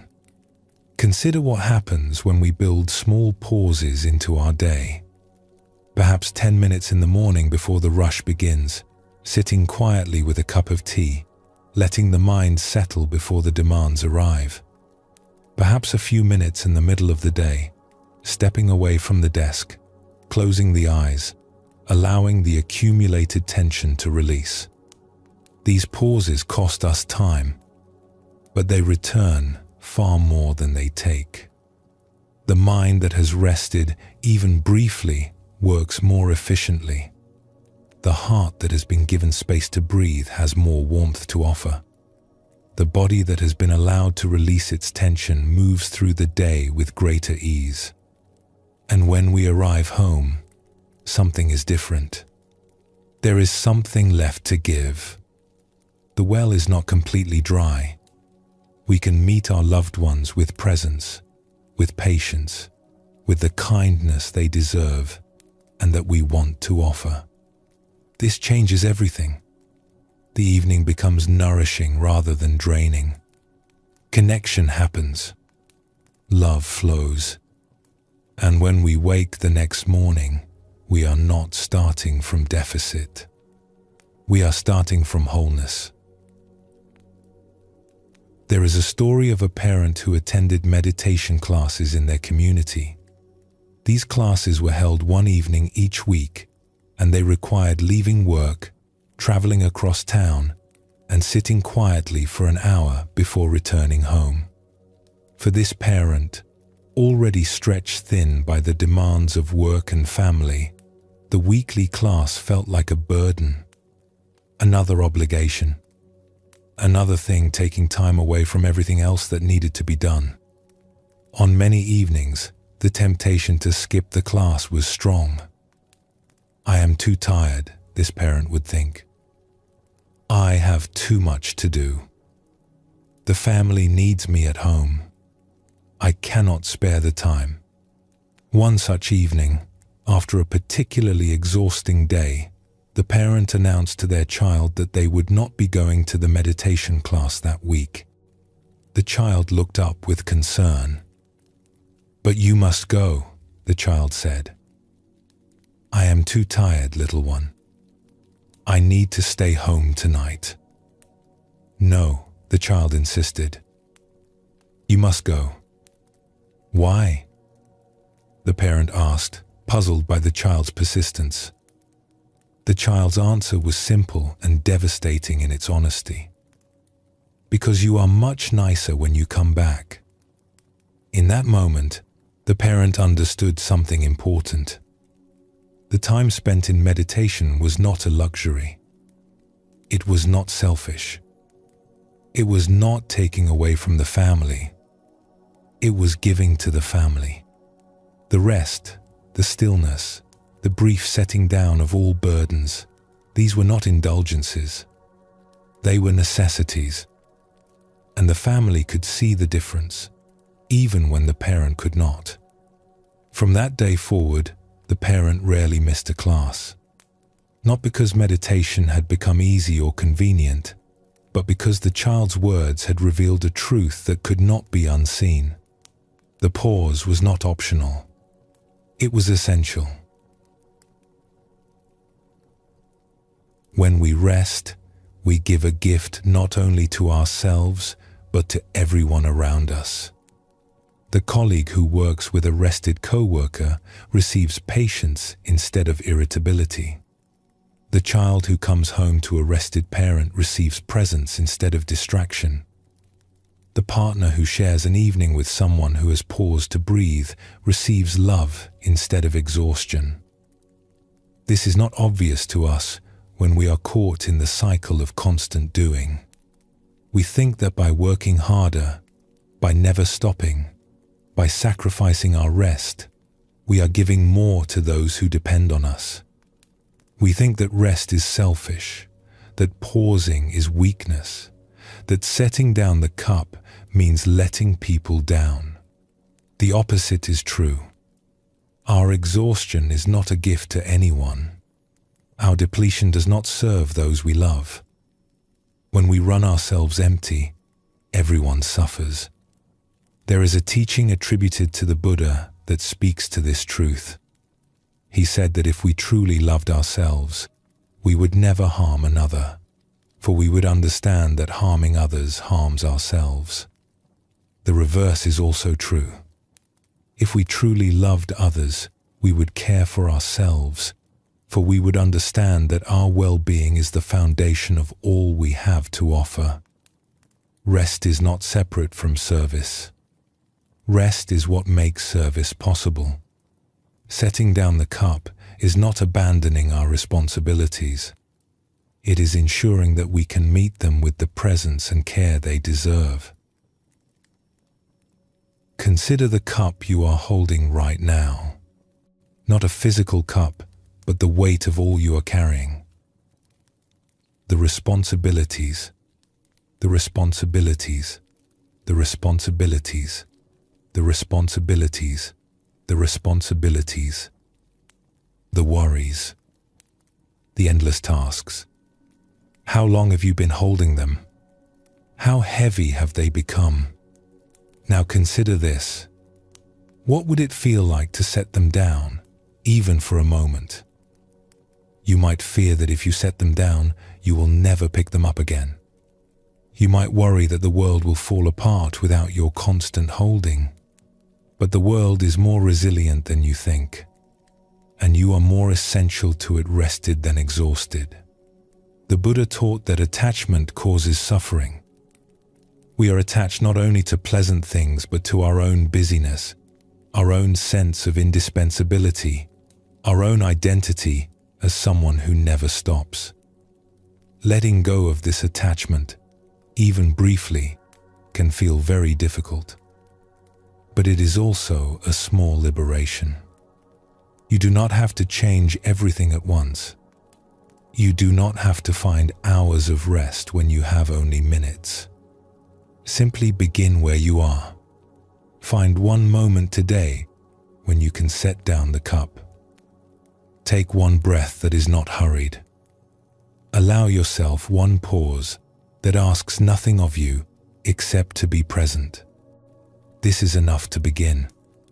This is the seed from which a different life can grow. Let us pause here and practice what we have learned. Let your breath deepen, and when you are ready, gently, we will continue on together.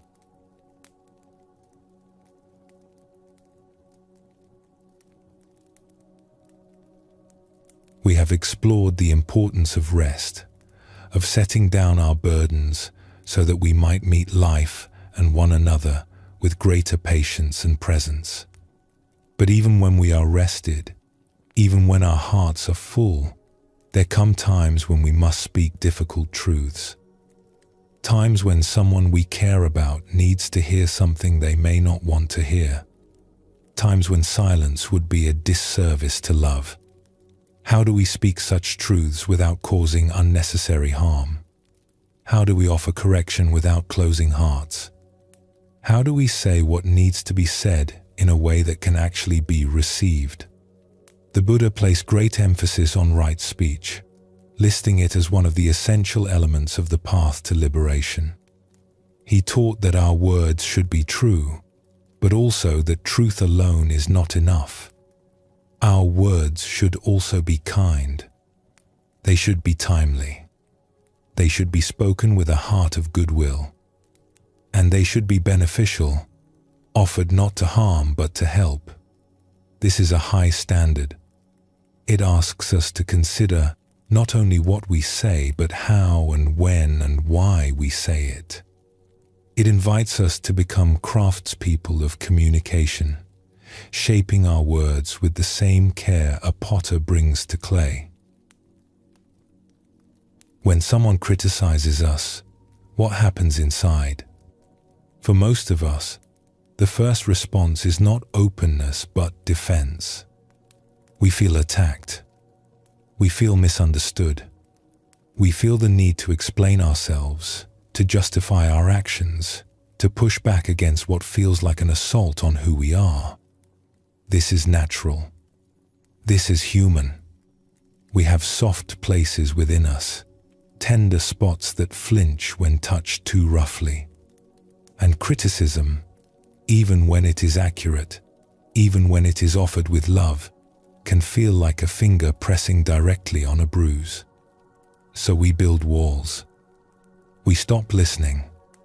We prepare our counter-arguments before the other person has even finished speaking. We focus on finding flaws in their critique rather than truth we might learn from. The very feedback that could help us grow bounces off our defenses and falls to the ground, unheard and unused. This is a great loss. There is wisdom in how others see us. There are blind spots in our self-perception that only another's eyes can reveal. When we cannot receive feedback, we cut ourselves off from one of the most valuable sources of learning available to us. But the responsibility does not lie only with the receiver. The one who speaks also plays a role. The way we offer feedback can either invite openness or trigger defense. Our words can be keys that unlock hearts or hammers that cause them to slam shut. The Buddha offered guidance on when and how to speak difficult truths. He suggested that before speaking, we ask ourselves several questions. Is what I am about to say true? Is it kind? Is it necessary? Is this the right time? Will it be beneficial? If our words fail any of these tests, perhaps they should not be spoken, or not spoken yet, or not spoken in this way. But there is another layer to skillful speech, one that has to do with the texture and shape of our words. It is not enough to speak truth. We must wrap that truth in something that allows it to be received. We must create conditions where the listener can actually hear what we are saying, rather than simply defending against it. There is a simple technique that many wise teachers have discovered independently. It goes by different names in different traditions, but the essence is always the same. When you must offer difficult feedback, surround it with genuine appreciation. Begin with what is good. Speak first of what you value in this person, what they do well, what you admire and appreciate. Let them feel seen in their wholeness before you address the part that needs attention. Then, gently, offer the difficult truth. Say what needs to be said, clearly and kindly, without excessive softening that obscures your meaning, but also without harshness that triggers defense. And then return to appreciation. Close with more of what is good, more of what you value, more of what is working well. Let the last taste in their mouth be sweetness, not bitterness. This approach works because it addresses the fundamental fear that criticism awakens in us. When we receive negative feedback, our deepest worry is often not about the specific issue being raised. Our deepest worry is that we are not acceptable, that we are flawed in some fundamental way, that we are not loved. When someone begins with criticism, this fear is activated immediately. We feel attacked at the core of who we are. And from that place of fear, we cannot learn. We can only defend. But when someone begins with genuine appreciation, something different happens. We feel seen. We feel valued. We feel that our worth is not in question. From this place of safety, we can afford to hear about areas where we might improve. The criticism no longer feels like an attack on our being. It feels like useful information about our doing. The appreciation at the end serves a similar purpose. It reminds us that the relationship is intact. It assures us that one area of difficulty does not define the whole of how we are seen. It sends us away feeling strengthened rather than diminished. This is not manipulation. It is not trickery.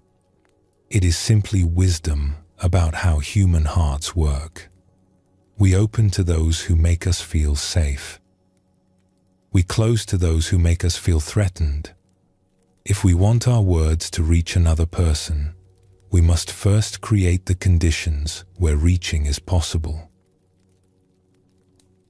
There is a caution here that must be spoken. This approach only works when the appreciation is genuine. If we offer hollow praise simply as a technique, simply as a way to slip our criticism past someone's defenses, people will sense it. They will feel manipulated rather than cared for. The trust between us will erode rather than strengthen. So before offering difficult feedback, we must do the inner work of finding what is truly good in this person. We must reconnect with why we value them, what we appreciate about them, what gifts they bring. This is not always easy, especially if we are frustrated or hurt. But it is essential. The Buddha taught that all beings have Buddha nature, the seed of awakening within them. Even when someone's behavior troubles us, even when we need to address a real problem, there is goodness in them that we can recognize and name. Our task is to find it, to see it clearly, and to speak it honestly before we speak anything else. This inner work transforms the entire conversation. We are no longer an adversary delivering criticism. We become an ally offering support. We are not tearing down but building up, not attacking but nurturing. The difficult feedback becomes one element in a larger context of care. This teaching applies not only to how we speak, but to how we listen. When someone offers us criticism, we might remember that they too are human, struggling to communicate something difficult. They may not have the skill to wrap their words in appreciation. They may deliver truth bluntly, clumsily, in ways that trigger our defenses. But if we can pause before reacting, if we can take a breath and remember that feedback is a gift, even poorly wrapped feedback, we may find something valuable beneath the rough packaging. The Zen tradition speaks of using everything as a teacher. Every experience, even the uncomfortable ones, offers something we can learn from. This includes the experience of being criticized. Rather than focusing on how the feedback was delivered, we can ask ourselves whether there is any truth in it we might grow from. This does not mean accepting abuse or allowing ourselves to be treated poorly. We can set boundaries around how people speak to us while still remaining open to the content of what they say. We can say, "I want to hear your feedback, and I would receive it better if you could share it more gently." But even when such conversations are not possible, even when criticism comes roughly and without care, we can choose our inner response. We can choose to look for the gift hidden in the difficult wrapping. We can choose to grow rather than simply defend. There is a story told of a teacher who was once harshly criticized by a visitor to the community. The visitor spoke at length about everything the teacher was doing wrong, every fault in their character, every failure in their leadership. The students who witnessed this exchange were upset on their teacher's behalf. They expected the teacher to respond with defensiveness, or perhaps with a sharp correction of the visitor's rudeness. Instead, the teacher listened quietly until the visitor had finished. Then, after a moment of silence, the teacher bowed slightly and said, "Thank you. I will reflect on what you have shared." Later, a student asked the teacher how they could respond so calmly to such an attack. The teacher smiled gently. "If someone offers you a gift and you do not accept it, to whom does the gift belong?" The student thought for a moment. "It remains with the one who offered it." "Just so," said the teacher. "When someone offers harsh words, I can choose whether or not to accept them. If there is truth in them, I will take that truth and learn from it. The rest I leave with the one who offered it. It does not belong to me." This teaching points to a profound freedom. We are not obligated to accept everything that is thrown at us. We can receive what is useful and release what is not. We can learn from criticism without being destroyed by it. We can remain open without being defenseless. When you find yourself needing to offer difficult feedback to someone you care about, pause before speaking. Take time to reconnect with what you genuinely value in this person. Let your heart fill with appreciation before any correction flows from your lips. Then, when you speak, begin with this appreciation. Let the other person know that they are seen, valued, respected. Create safety before asking them to be vulnerable. Offer your feedback clearly and kindly. Say what needs to be said, without harshness, but also without so much softening that your meaning becomes unclear. Trust that they can hear difficult things when they feel safe enough to listen. And close with appreciation once more. Remind them of the larger context of your regard for them. Let them know that one area of difficulty does not diminish the whole of who they are in your eyes. This approach takes more time than simply blurting out what is wrong. It requires more intention, more care, more awareness. But the results are worth the effort. Words delivered this way actually land. They are received rather than rejected. They lead to growth rather than defensiveness. And in offering feedback this way, we ourselves are transformed. We become more aware of the goodness in others. We practice seeing wholeness rather than focusing only on problems. We learn to speak truth wrapped in love, which is the most powerful form of truth there is. The Buddha taught that words have great power. They can cause suffering or relieve it. They can wound or heal. They can divide or connect. Each time we speak, we are choosing what kind of power to release into the world. Rest now in the silence between words. Breathe gently. Let these teachings settle wherever they are needed. And when you are ready, we will continue on together.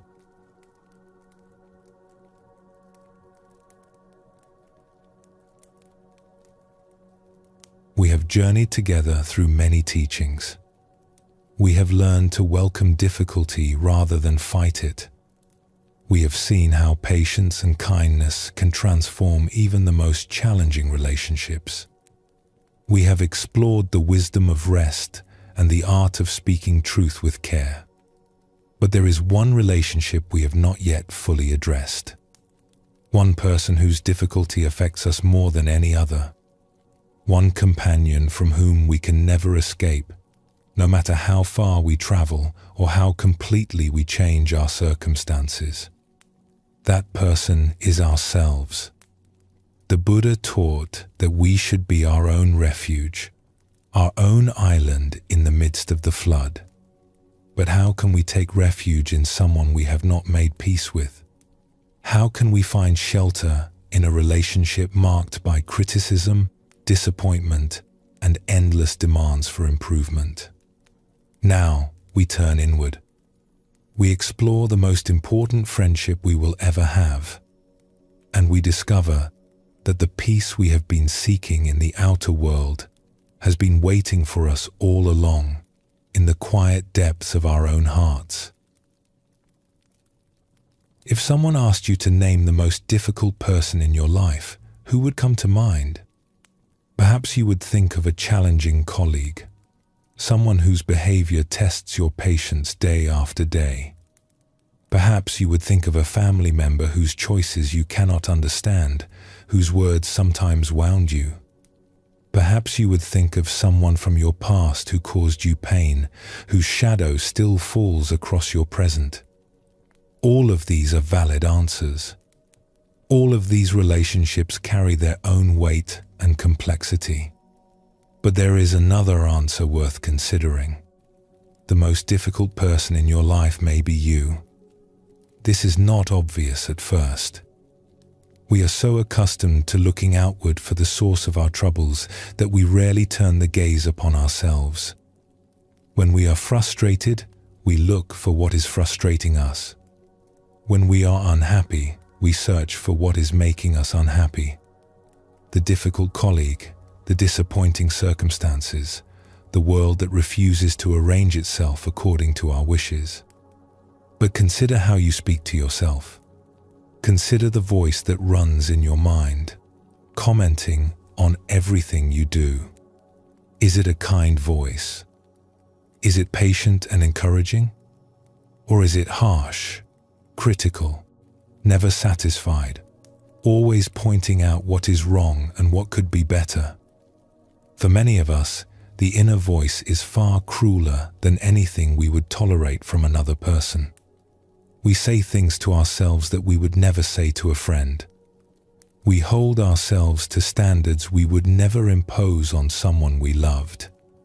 We notice every flaw, remember every failure, and somehow manage to overlook or minimize every success. If we treated a friend the way we treat ourselves, we would not have that friend for long. Here is what makes this relationship so significant. You can walk away from a difficult colleague. You can limit contact with a challenging family member.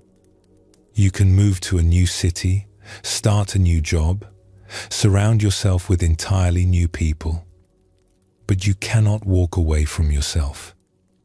Wherever you go, there you are. In the morning when you wake, you are there. Throughout the day, as you move through your activities, you are there. In the quiet of the night, when sleep will not come, you are there. There is no vacation from yourself, no retreat, no moment of escape. This means that your relationship with yourself colors every other experience you have. If you are at war with yourself, you carry that war into every room you enter. If you are constantly criticizing yourself, that critical energy leaks out into how you see others.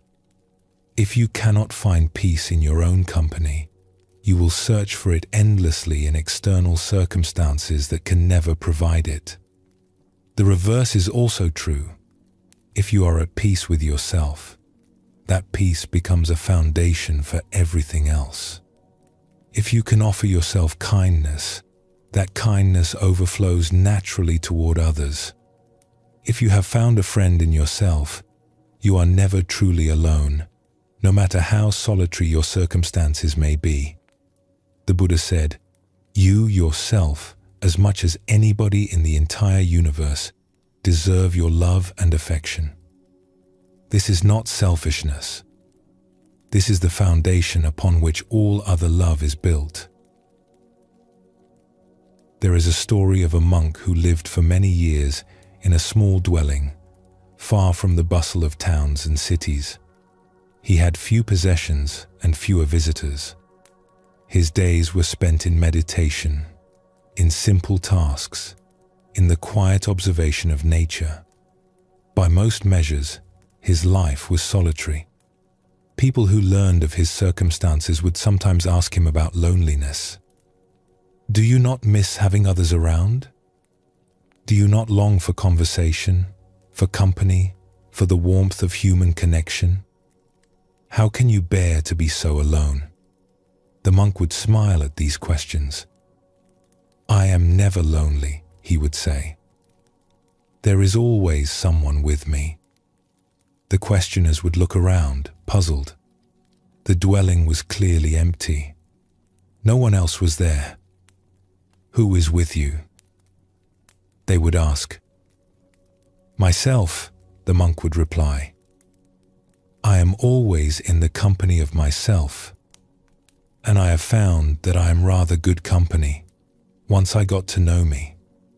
This was not a joke, though it often made people laugh. It was a profound truth, earned through years of inner work. The monk had made peace with himself. He had learned to be a friend to himself. And in that friendship, he had found a companionship that no external circumstance could provide or take away. "You see," he explained, "loneliness is not about being alone. It is about being with someone you do not like." Many people feel lonely in crowded rooms, surrounded by others, because they have not yet learned to enjoy their own company. And some people feel perfectly content in solitude, because wherever they go, they are with a dear friend. Why do so many of us find ourselves difficult to live with? What creates this inner war that disturbs our peace and spills out into our relationships with others? Often, it begins with the belief that we should be other than we are. We carry images of who we think we should be, the better version of ourselves that would finally be acceptable, the improved model that would finally deserve love. We compare our actual selves to these imagined ideals, and we find ourselves wanting, always wanting. We should be more patient. We should be more successful. We should be further along than we are. We should have figured this out by now. We should not still be struggling with the same old patterns that have dogged us for years. This word, should, is a small word that carries enormous weight. Every should is a rejection of what is. Every should is a statement that reality is not acceptable, that we are not acceptable, that something fundamental must change before we can be at peace. But here is a liberating truth, one that the Buddha pointed toward again and again. You are already whole. You are already complete. You are already enough. Not the future you who has solved all your problems. Not the imagined you who has overcome all your flaws. The you that exists right now, in this moment, with all your imperfections and struggles and unfinished edges. This does not mean there is no room for growth. It does not mean we should abandon all aspiration. But it means that growth happens best from a foundation of acceptance, not rejection. We can work to become more skillful, more kind, more wise, without first requiring ourselves to be unacceptable as we are. How do we become friends with ourselves? We begin by noticing, simply noticing without trying to change anything, how we habitually treat ourselves. What do we say to ourselves when we make a mistake? What tone do we use? What words? If we could hear these inner conversations played back to us, how would they sound? This noticing, done with gentleness rather than judgment, is itself a radical act. Most of us have never really listened to the inner voice. It runs constantly in the background, shaping our experience, and we take it for granted like the hum of an appliance. Bringing it into awareness is the first step toward change. Then we can begin to question, is this voice telling the truth? Are we really as flawed as it claims? And even if there is some truth in its criticisms, is this harsh tone the most effective way to inspire growth? Would we speak this way to someone we loved? Would it help them to hear these words? Usually, the answer is no. Harshness does not inspire growth. It inspires shame, withdrawal, defensiveness. The inner critic, despite its apparent intention to help us improve, often keeps us stuck. We become so busy defending against its attacks that we have no energy left for actual change. What would help is kindness. The same kindness we have been learning to offer difficult people, we must learn to offer ourselves. When we stumble, a gentle word. When we fail, understanding rather than condemnation. When we notice our flaws, compassion for the human being who is doing their best in a complicated world. The Buddha taught loving kindness meditation, in which we deliberately cultivate feelings of warmth and goodwill. Traditionally, this practice begins with ourselves. May I be happy. May I be peaceful. May I be free from suffering. These are not selfish wishes. They are the foundation upon which all other love is built. There is another teaching that emerges from this exploration. When we have not made peace with ourselves, we see our inner conflicts reflected everywhere we look. Have you ever noticed that the qualities that bother us most in others are often qualities we struggle with in ourselves? The person whose self-centeredness irritates us may be showing us something about our own self-centeredness that we have not fully accepted. The person whose anxiety annoys us may be mirroring an anxiety we have not made peace with in our own heart. This is not always true. Sometimes people genuinely have qualities that are harmful and need to be addressed. But it is worth asking, when we feel strongly reactive to someone else's behavior, whether part of that reaction might be recognition, whether we might be seeing in them something we have rejected in ourselves. The ancient teachers called this projection. We project onto others the parts of ourselves we cannot accept. And then we fight those parts out there in the world, rather than making peace with them in here, in our own hearts. When we heal the inner relationship, something remarkable happens. The outer world becomes less difficult, not because people have changed, but because we have changed. The things that once triggered us lose their charge. The behaviors that once seemed intolerable become merely human. We recognize our shared struggles, our shared imperfections, and we find we have more patience for others because we have more patience for ourselves. This is why the inner work matters so much. It is not self-indulgence. It is the foundation of peace with all beings. There is an insight that comes to those who persist in this inner work. It is simple, but its simplicity contains a revolution. The insight is this: I am okay. Not perfect. Not finished. not without room for growth. But fundamentally, essentially, at the core, okay. Acceptable. Worthy of love. Not because of what we have achieved or become, but simply because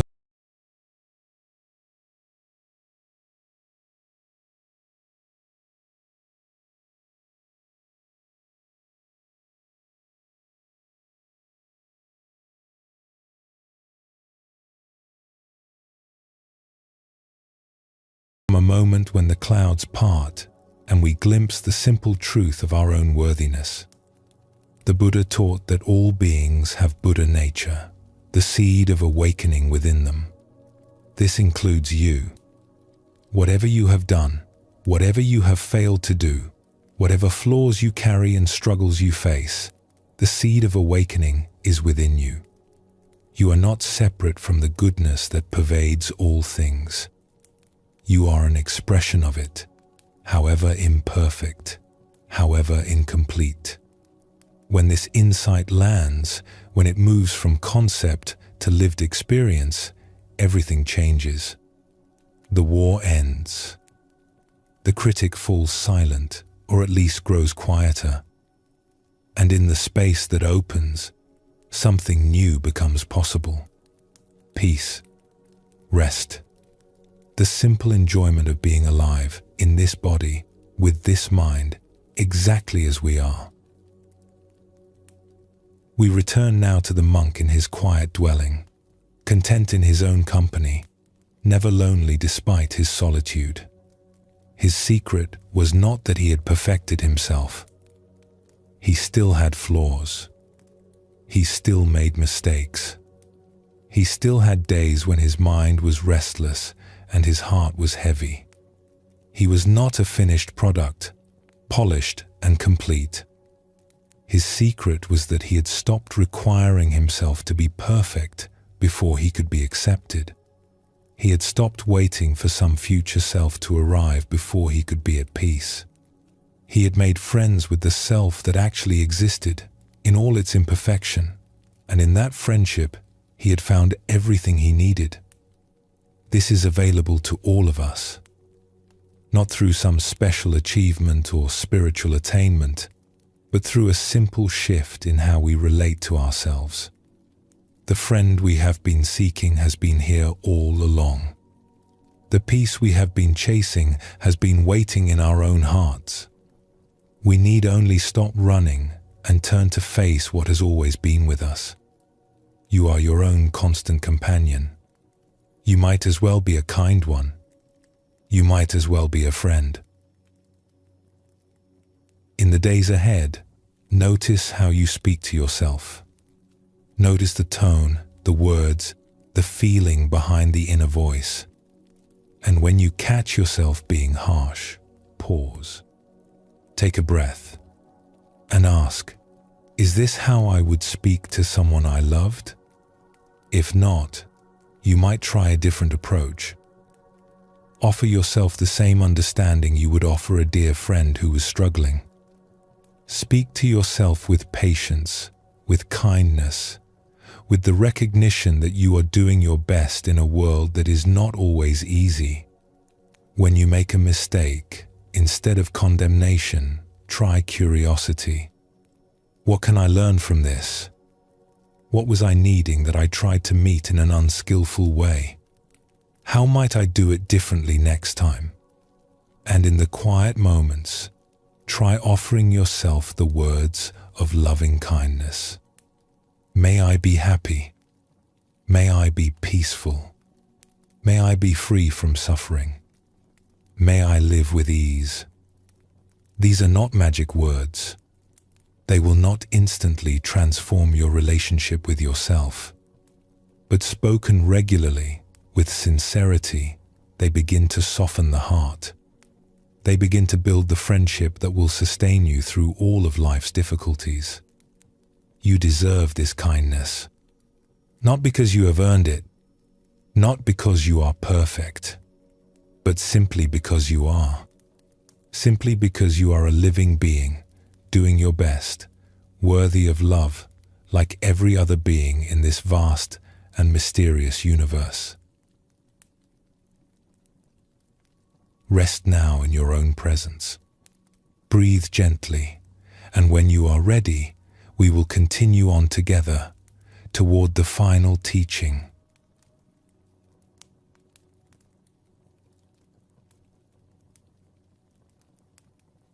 We have discovered the importance of befriending ourselves, of making peace with the one companion from whom we can never escape. This inner friendship creates a foundation of stability that supports us through all of life's challenges. But challenges will still come. No matter how much inner work we do, no matter how deep our peace becomes,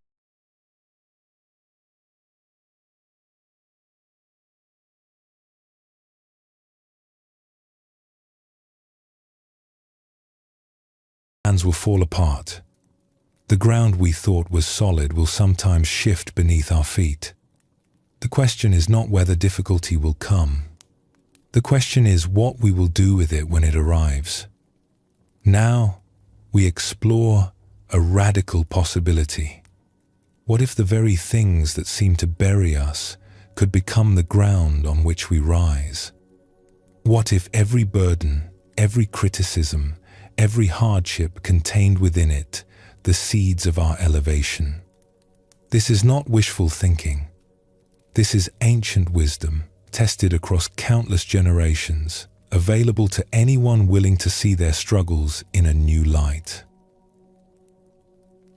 When difficulty arrives, our first response is usually resistance. We do not want this. We did not ask for this. We wish it would go away and leave us in peace. This resistance is natural. It arises from the deep human desire for comfort, for safety, for a life free from pain. There is nothing wrong with this desire. It is woven into our very being, a survival instinct that has served our species for countless generations. But resistance, while natural, is not always helpful. When we push against what has already arrived, we often exhaust ourselves without changing anything. The difficulty remains, and now we are depleted as well. We have added the suffering of struggle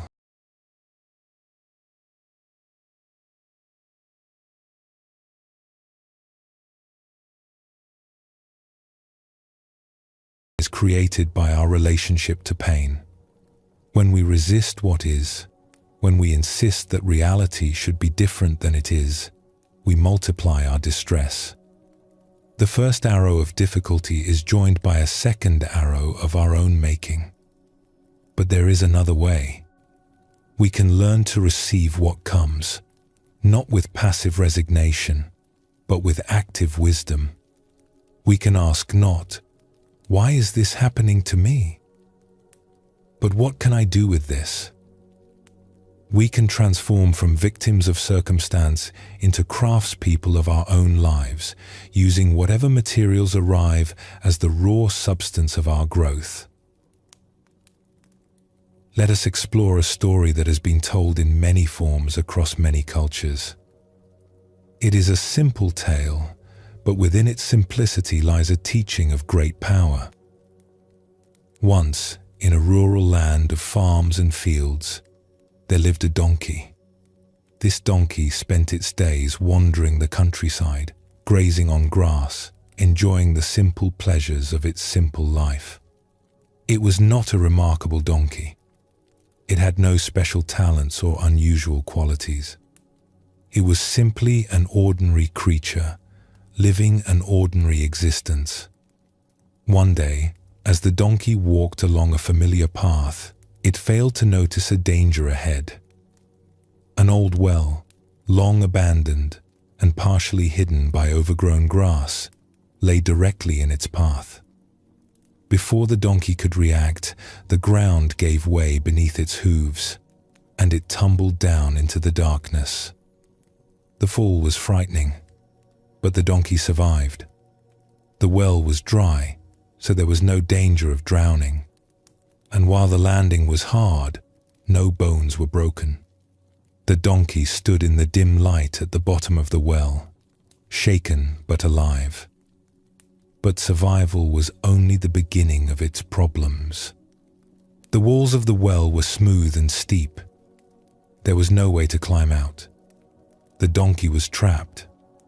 It began to call for help. The sound of a donkey in distress is not a pleasant sound, but it is a loud one.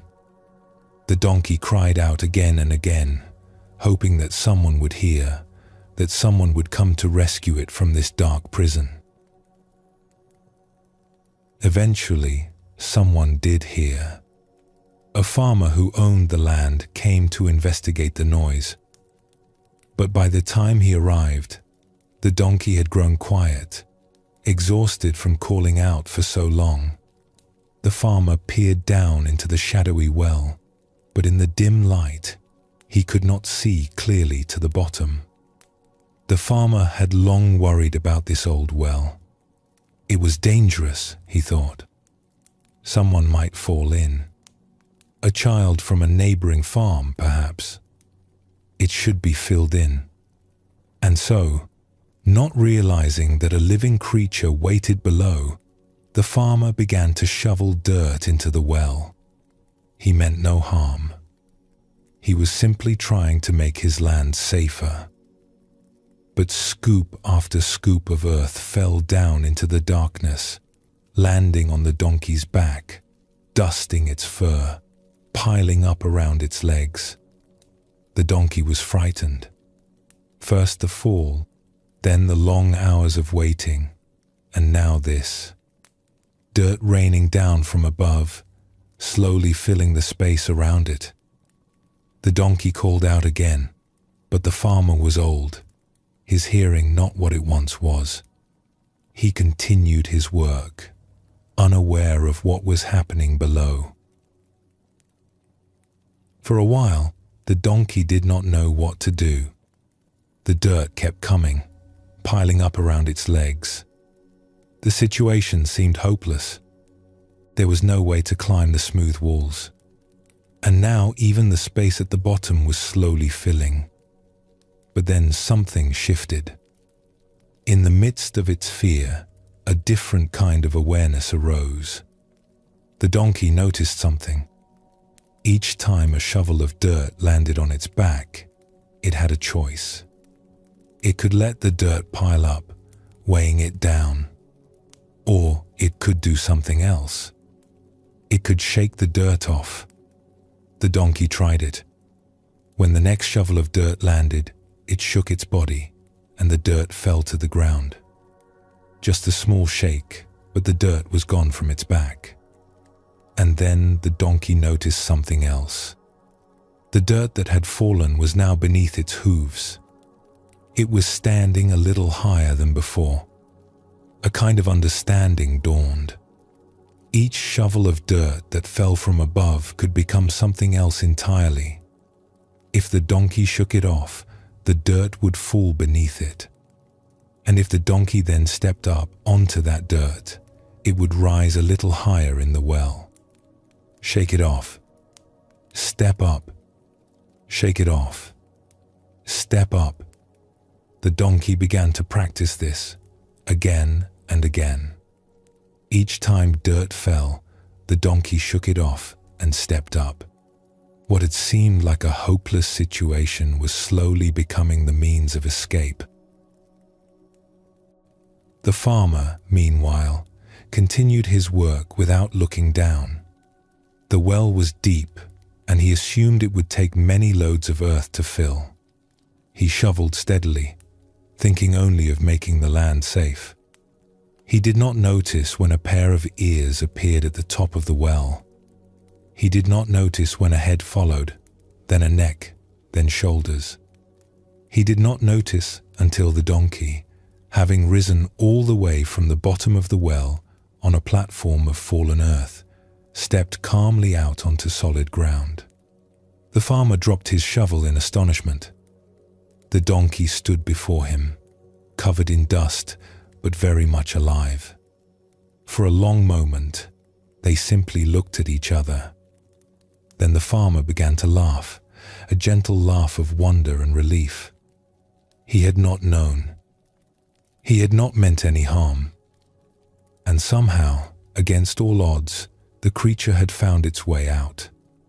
He brought the donkey water and brushed the dust from its coat. And when the donkey eventually wandered off, continuing on its way, the farmer watched it go with a newfound respect for the quiet wisdom that can arise in the most unlikely of beings. This story carries a teaching that applies far beyond the situation of a donkey in a well. Throughout our lives, people will throw dirt on us. We have a choice in how we respond. We can let the dirt pile up. We can accept each criticism as proof of our worthlessness.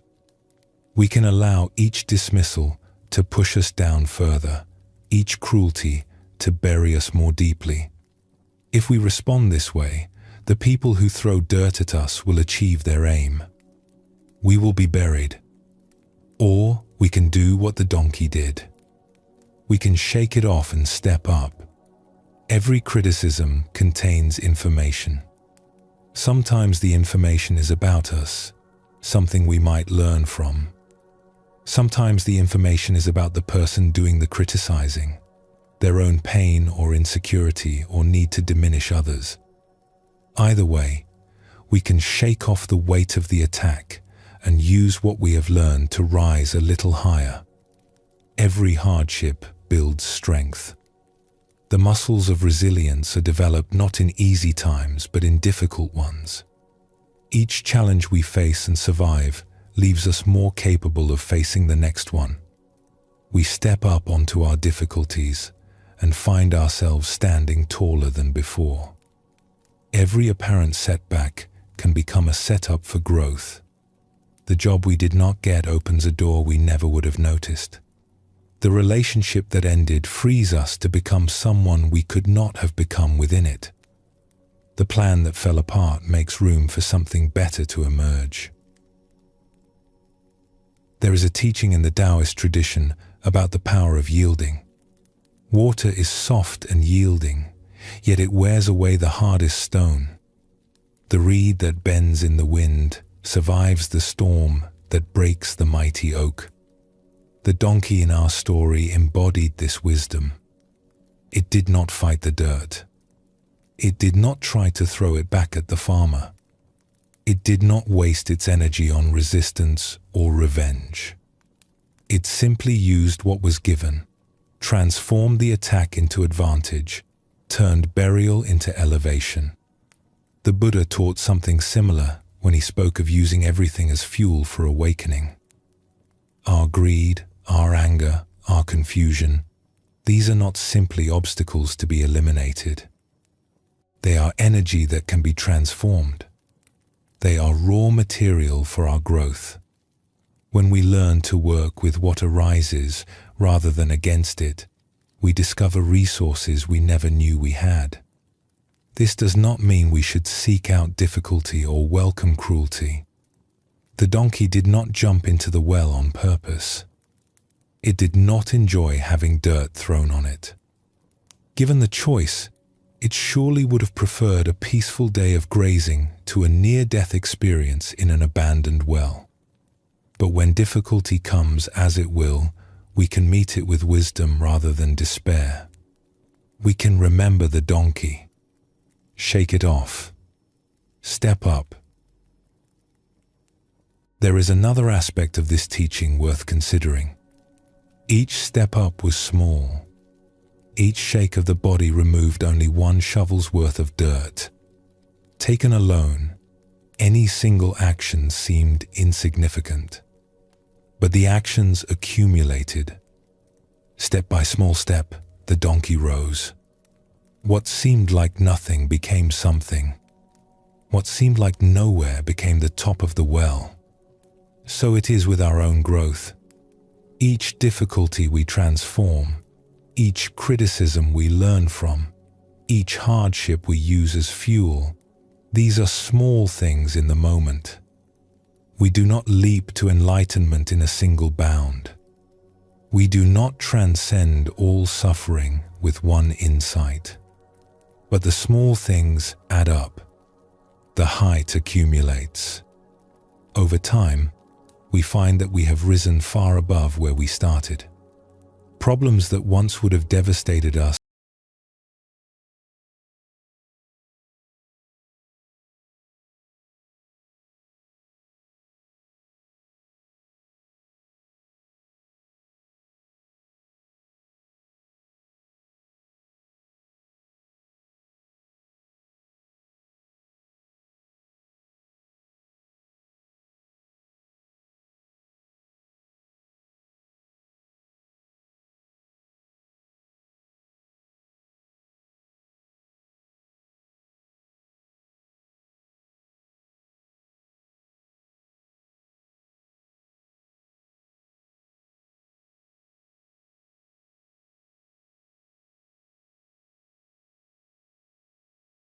them be the final word. To take whatever truth or learning they contain and to release the rest. What would it mean to step up? To use these very difficulties as the ground on which you stand? To find that each challenge, once integrated, has left you standing just a little taller than before? The Buddha taught that life is characterized by impermanence. Nothing lasts forever, neither pleasure nor pain. The dirt being thrown on you now will not be thrown forever. The well you find yourself in is not your permanent home. But more than this, the Buddha taught that we have agency. We are not merely victims of circumstance, passively receiving whatever life throws at us. We can choose how we respond. We can choose what we do with what we are given. We can choose, in every moment, whether to be buried or to rise. In the days and weeks ahead, when difficulty comes, remember the donkey. When someone criticizes you unfairly, shake it off and step up. Ask yourself what, if anything, you can learn from the criticism. Take that learning and release the rest. Stand a little taller for having survived. When circumstances turn against you, shake it off and step up. Ask yourself how this apparent setback might become a setup for something new. Look for the door that opens when another door closes. Trust that height can be built from any material, even the dirt of disappointment. When life throws so much at you that you feel you might be buried, remember the donkey's patience. Remember that each small shake, each small step, accumulates into something larger. Remember that you have survived every difficulty you have ever faced, and you are still here, still standing, still capable of rising. The well is not your home. The dirt is not your destiny. You are a creature capable of transformation, capable of using whatever comes as fuel for your growth, capable of rising from the deepest darkness into the light.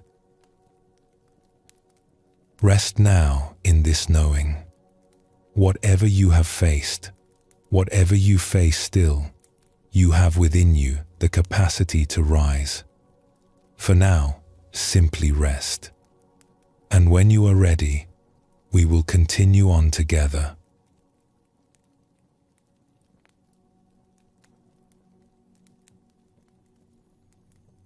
We have learned to rise from the wells we fall into, to transform the dirt that is thrown upon us into the ground on which we stand. This is powerful wisdom, and it serves us well when difficulty comes. But there is another teaching that complements this strength, one that is softer, gentler, more yielding. It is the wisdom of flowing with life rather than always striving against it. The wisdom of acceptance, the wisdom of ease. Sometimes the greatest peace comes not from overcoming our circumstances, but from releasing our struggle with them entirely. Not from climbing higher, but from resting where we are. Not from transforming what happens to us, but from transforming how we hold it. Now, we explore the gentle art of letting life be as it is. We discover that sometimes the deepest wisdom looks like simplicity, and the greatest strength looks like surrender. Imagine a river flowing through a landscape. The water moves steadily, continuously, following the contours of the land. When it meets a rock, it does not stop to argue. It does not demand that the rock move out of its way. It does not exhaust itself, pushing against the obstacle. Instead, the water simply flows around the rock.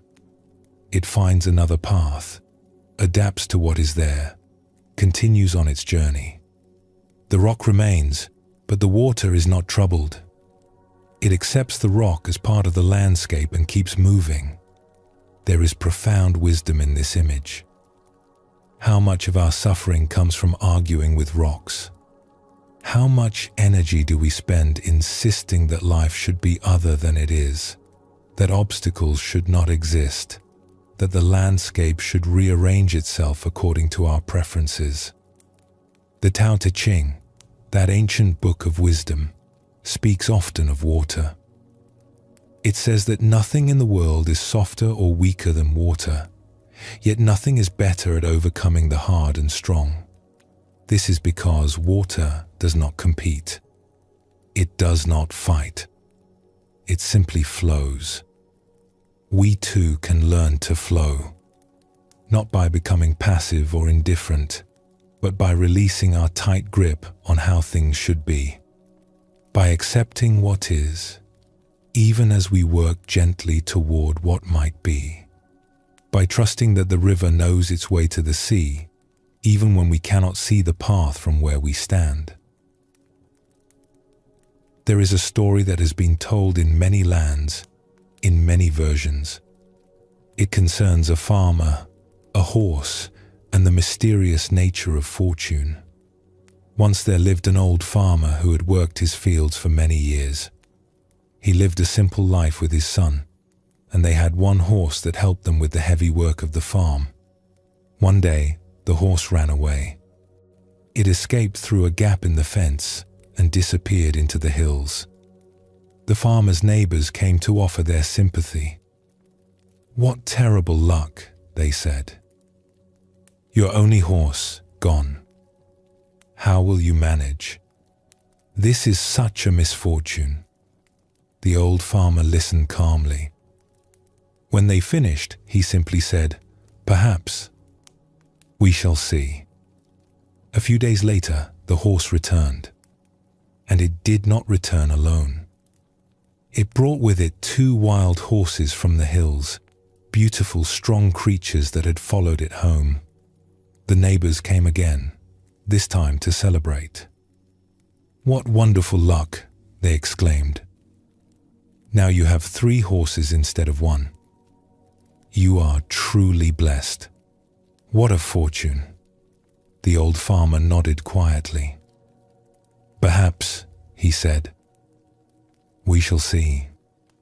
The following week, the farmer's son was trying to train one of the wild horses. The horse threw him, and the young man broke his leg badly. He would be unable to work for many months. The neighbors returned with long faces.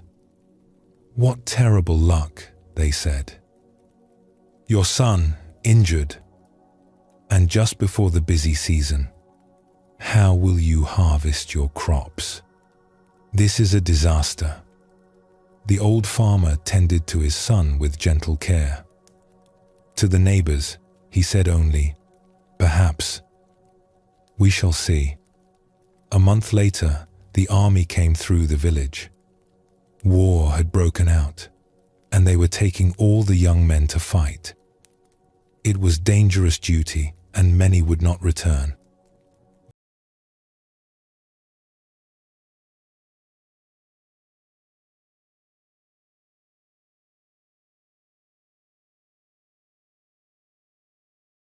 He was left behind. The neighbors gathered once more. "What wonderful luck," they began to say. But by now, some of them were beginning to understand. They looked at the old farmer, waiting. He smiled gently. "Perhaps," he said. "We shall see." This story points to something important about the nature of our judgments.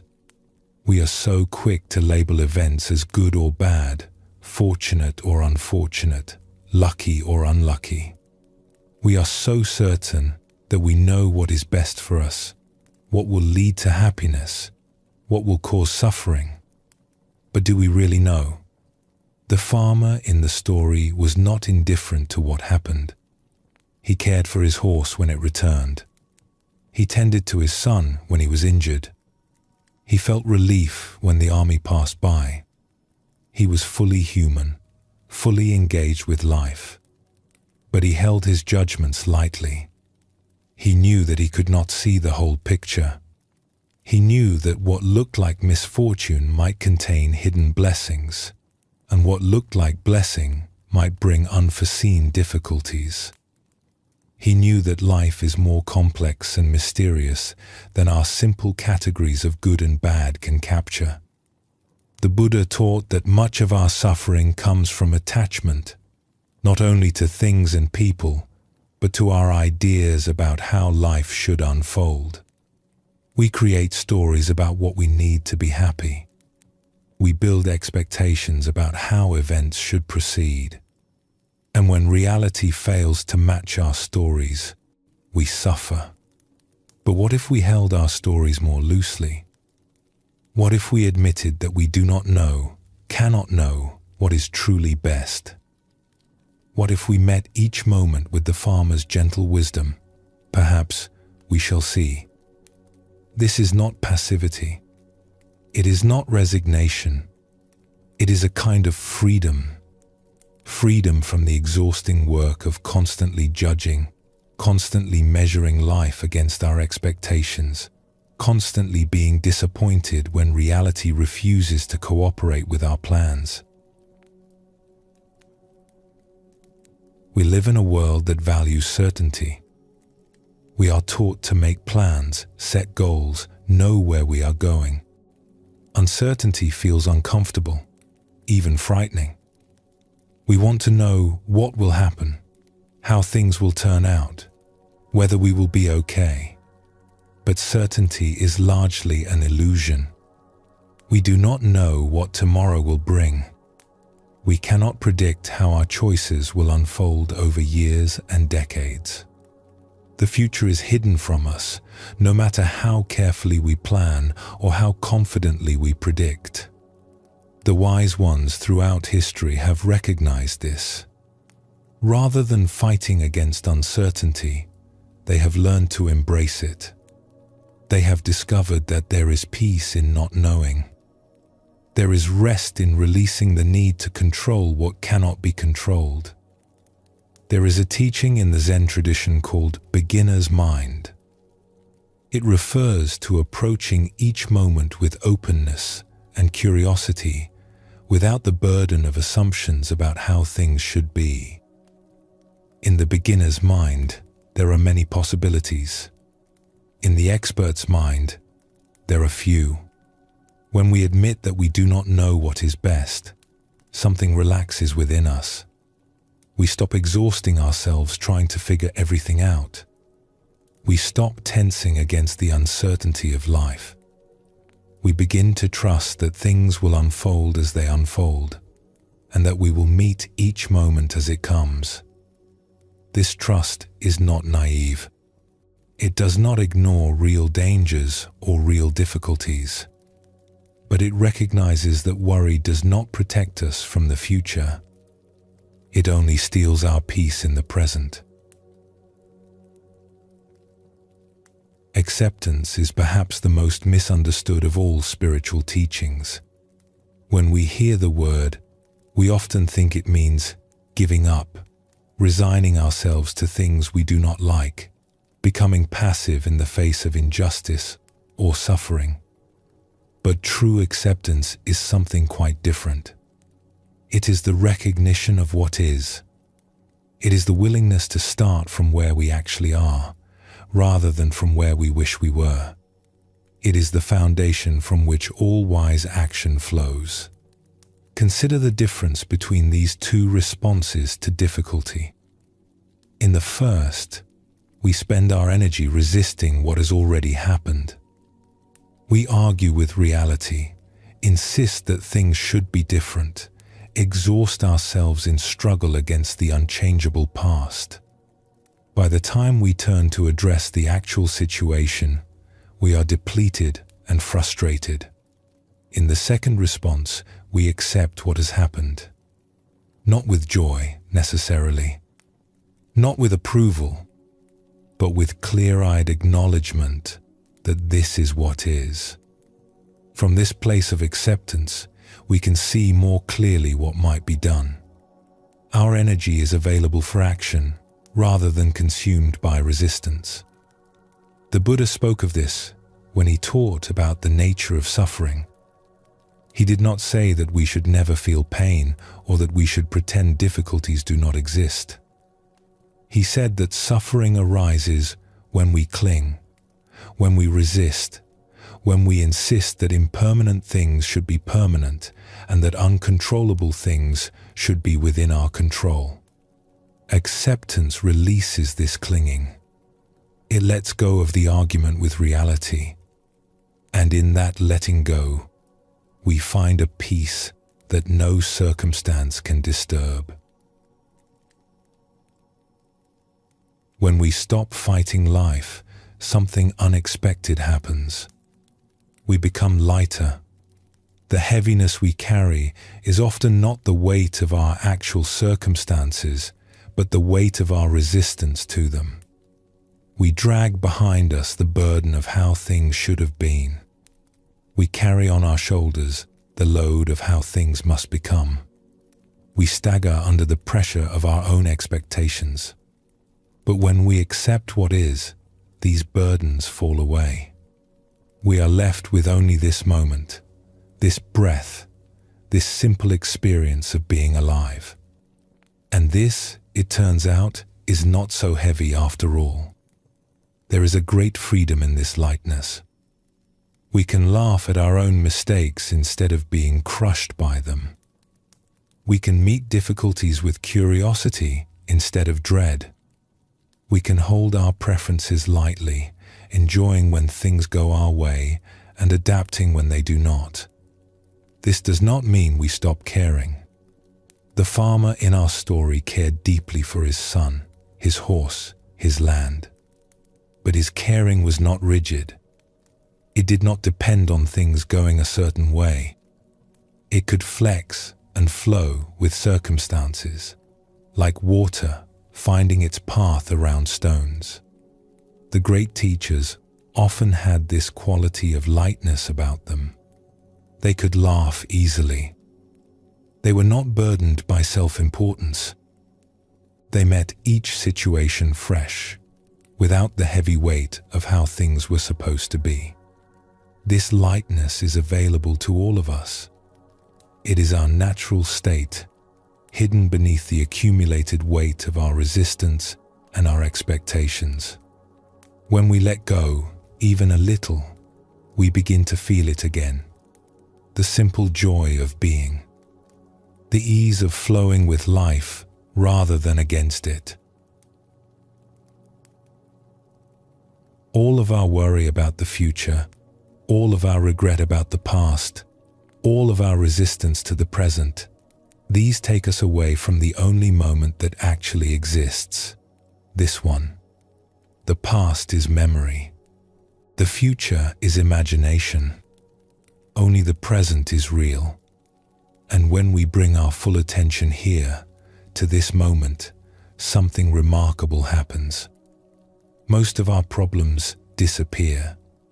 Not forever. Not completely. The challenges of life will still need to be met when their time comes. But right now, in this breath, in this instant, there is usually nothing terribly wrong. There is just this body, this breath, this awareness. There is just life happening. The Buddha encouraged his followers to find refuge in the present moment. Not because the present is always pleasant, but because it is always manageable. We can handle this moment. It is only when we pile up all our imagined future moments, all our remembered past moments, that the weight becomes unbearable. One moment at a time, life is gentle. One breath at a time, we can find peace. Even in the midst of difficulty, even when the circumstances are hard, there is always this moment. And this moment can be met with presence, with acceptance, with grace. We have covered much ground together in these teachings. We have explored kindness and patience, rest and communication, self-acceptance and transformation. These are valuable tools for a life well lived. But beneath all the tools and techniques, there is something simpler. It is the wisdom of ease. The recognition that life does not have to be as hard as we make it. That peace is available not at the end of a long journey, but right here, right now, in the simple willingness to let things be. A Zen master was once asked to summarize the entire teaching in a few words. He said simply, "Not always so. Not always so." Whatever we believe, whatever we fear, whatever we are certain about, it is not always so. Life is more fluid, more changeable, more full of possibility than our fixed ideas can capture. When we remember this, when we hold everything with a light touch, we find ease. Another master, asked the same question, replied, "Attention. Attention. Attention. Just this. Just paying attention to what is actually here. Not to our stories about what is here. Not to our judgments or fears or hopes. Just to this moment, this breath, this experience. When we pay attention this way, life becomes simple, beautiful, enough. In the hours and days ahead, notice when you are fighting with life. Notice when you are insisting that things should be different, that circumstances should change, that people should behave other than they do. And in those moments, see if you can soften. Not to give up on what matters to you, but to release the tight grip of resistance. To say, perhaps, to say, we shall see. To find the flow that moves around obstacles rather than crashing against them. When uncertainty arises, when you do not know how things will turn out, see if you can rest in that not knowing. See if you can trust that you will meet each moment as it comes, that you have always found your way before, and that you will find it again. And when you notice the heaviness of your own expectations, your own demands on life, see if you can set them down. See if you can return to the simplicity of this moment, this breath, this gentle experience of being alive. Life is flowing. It has always been flowing. It will continue to flow long after our small concerns have been forgotten.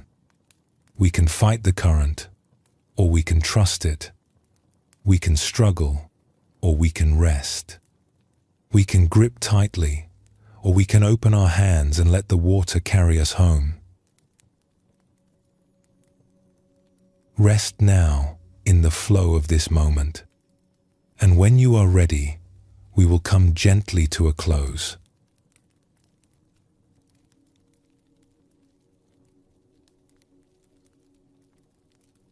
We have walked a long path together. We have visited palaces where demons shrank under the warmth of welcome. We have sat with monks in mountain monasteries, learning patience from those who tested us most. We have felt the weight of cups held too long and discovered the freedom of setting them down. We have learned to wrap difficult truths in kindness. We have made friends with ourselves. perhaps for the first time. We have risen from wells on the very dirt meant to bury us, and we have found the ease that comes when we stop fighting the river and let it carry us home.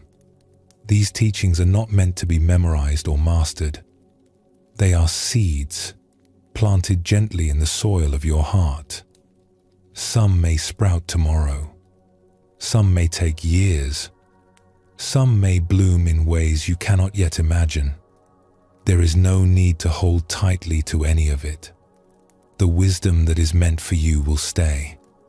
The rest will fall away like leaves in autumn, making room for new growth.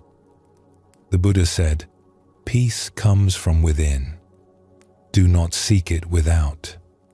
You have always carried this peace. It was never missing, only forgotten.